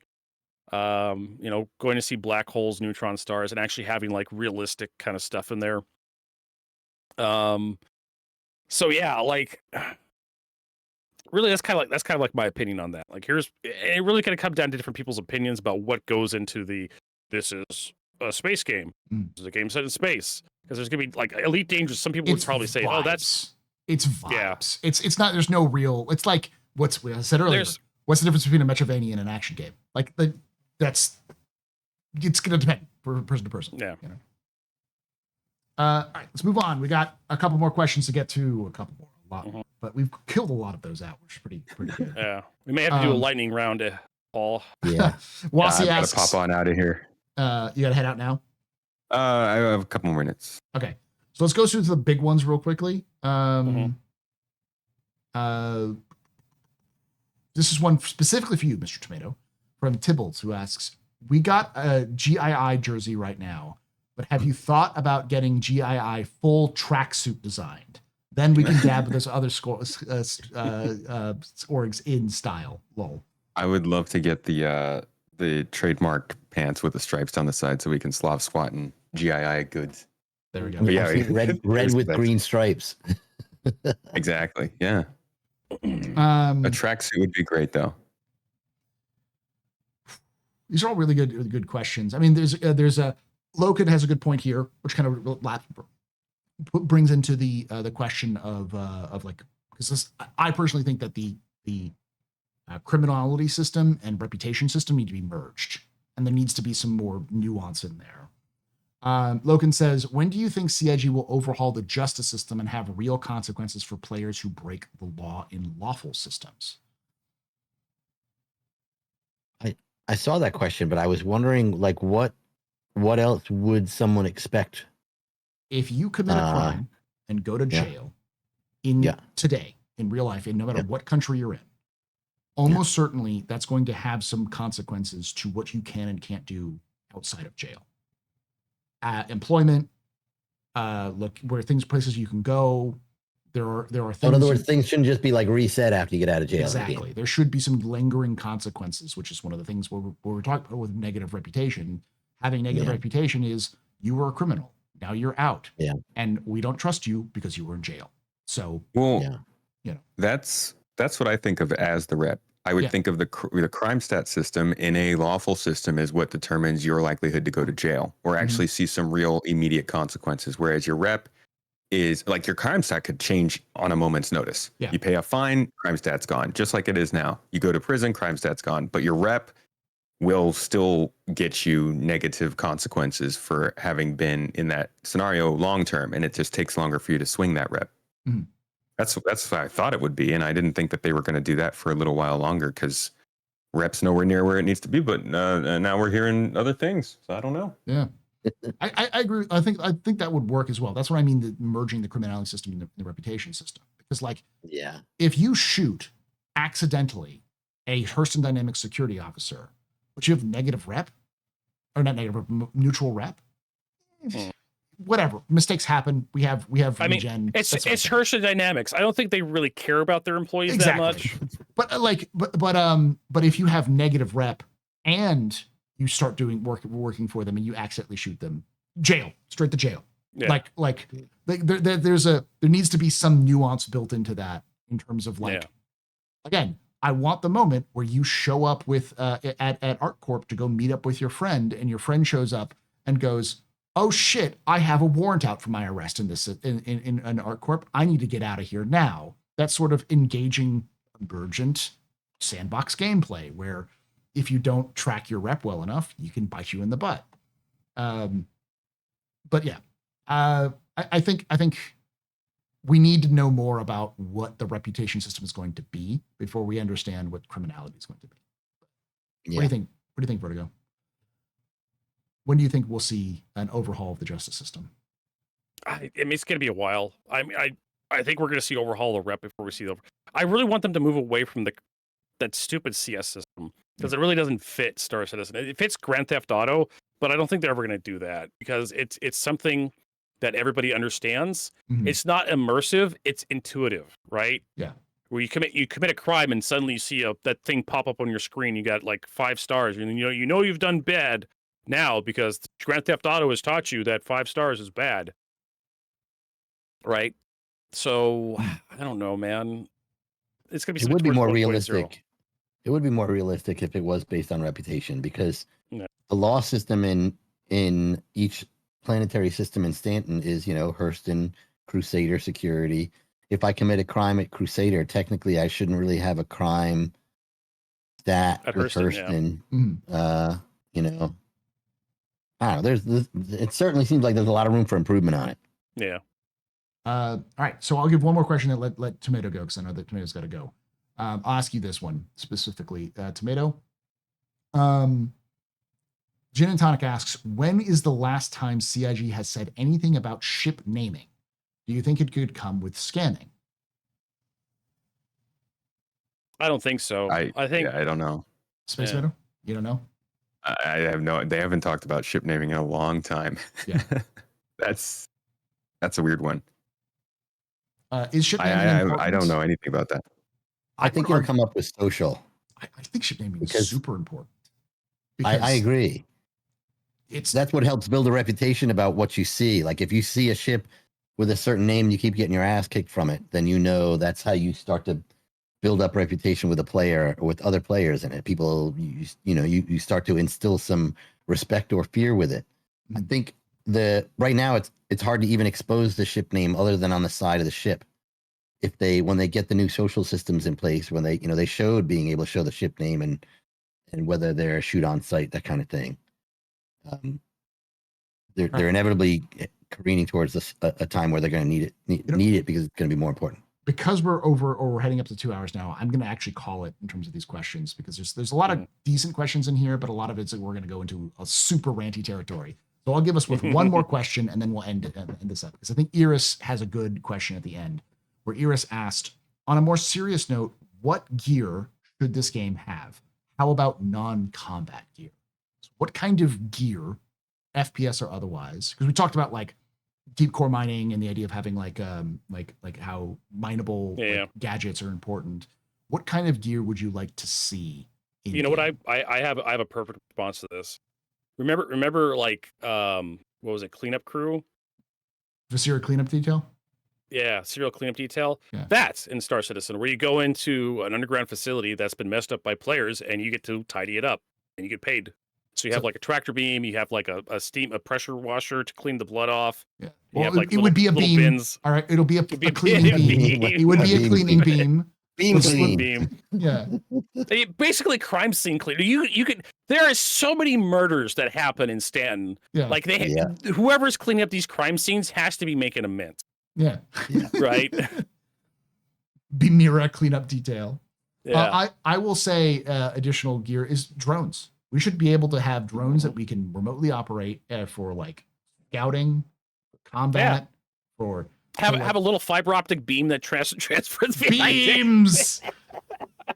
But I mean, like have a little gear that you can you can buy different drones. Like this is my exploration drone, and it can like go and find like minerals and other things like that. Oh, this is my combat drone, and it has like a body scanner. Little robot doggo, oh my god! I just reminded of the robot doggo from the original 1960s Battlestar Galactica. Anybody remember that? Oh yeah, Wicket. Wicket, yeah. No, I can't remember. Yeah, it was Wicket. Yeah, and you had the little robot doggy from the original Doctor Who as well. They had the little laser beam. K9. Yeah, I got that on my shelf back there. I don't know if you can see it. I think I've seen it before. I just got it today. Where is it? There we go. I see it. Do you see it? It's right there. Yeah, it's right. There's like it looks kind of like a console, or like a cartridge in front of it. Yeah, a lot of crap up there. All right, Space Tomato, your thoughts? What gear would you like to see? I like drones. I think they need to get rid of the third person view. So having a drone with a camera on it would make sense for the universe. Is it Daggett? Oh, people are saying it's Daggett. Was the Daggett? You're right. It was Daggett. Which was the not whatever not Battlestar Galactica. Yeah. Right. Yeah. It was Daggett. Wiki was. I have been Tomato. I have been a proposal of that forever, which is like every ship should have a drone that you can deploy, or have like players can have ships or drones. Like, well, then so that you could do third person. It's like, well, then how do you deal with people peeking around the corner? It's like there's a drone. You could shoot the drone. Yeah. Like, I'm not saying this should be an invincible drone. It should be like one bullet takes that thing out. Like, boop. Like it should. Radar, your last one. What equipment would you like to see? Sonic screwdriver. No, I don't. Hacking gear. Hacking gear. Yeah. Nice and simple. Do you have a preference in terms of how hacking should work? I think it should have some kind of skill and not necessarily, it's difficult because like in most MMOs, you actually have like a level where you just keep hacking and you get capabilities, like special, viral back wall, backdoor penetration, something or other like that. You don't have that in this game, so it really does come down to you having to just like have these your skill at how well you can hack this thing. So it's got to come down to just being some kind of puzzle that has a challenge to it. All right. And that they said that's kind of what they want to do. So I guess we'll have to wait and see what they come out with. Well, that's going to be the last question. Thank you, folks, for hanging out here for a 2-hour long After Dark session. Well, it was Space Tomato and Vertigo and Radar Ranger. So it was like, that's going to happen. The next month, stay tuned for next month where we bring in Darionator and Vertigo and Space Tomato. We talk about ground vehicles and Star Citizen. Oh boy. But thank you so much for hanging out with us. Make sure you check out Vertigo, Space Tomato, and of course check out Radar Ranger's company, My Radar, to get the get that app. It's great options. Check out what is it? Launch Sequence Podcast, Star Citizen Roundtable. What is there any other I've been loving a lot of the videos you've been doing recently about like looking at 411 from a perspective of a solo player. It was a neat video to check that out. Fun. Yeah, that was a fun one to make. Thank you. Yeah, no, the Launch Sequence Citizen Central. Yeah, podcast. Yeah. You're like one of the most common guests on there. So come watch. Watch Paul over there too. You can come see me there sometimes. I'm gonna hijack his show at one point when Jump Ship comes out, and so we can. Can't wait. We can talk about that. I can't wait. Star Citizen Killer. Another one. Yeah. Another Star Citizen Killer. Yeah. Thank you for hanging out. Thank you for watching us. If you did enjoy this, hit that follow button on Twitch. Subscribe to us on YouTube. Hit the like the video if you enjoyed this, and hit the bell icon to be notified when it's released. As always, I want to hear your thoughts down below on anything we've talked about. And join us live on twitch.tv/theastropub, youtube.com/the Captain's Table Podcast on Saturdays at 1 p.m. Pacific, 4 p.m. Eastern. You can come join chat live and ask your own questions. Like I always say, see you someday in the black.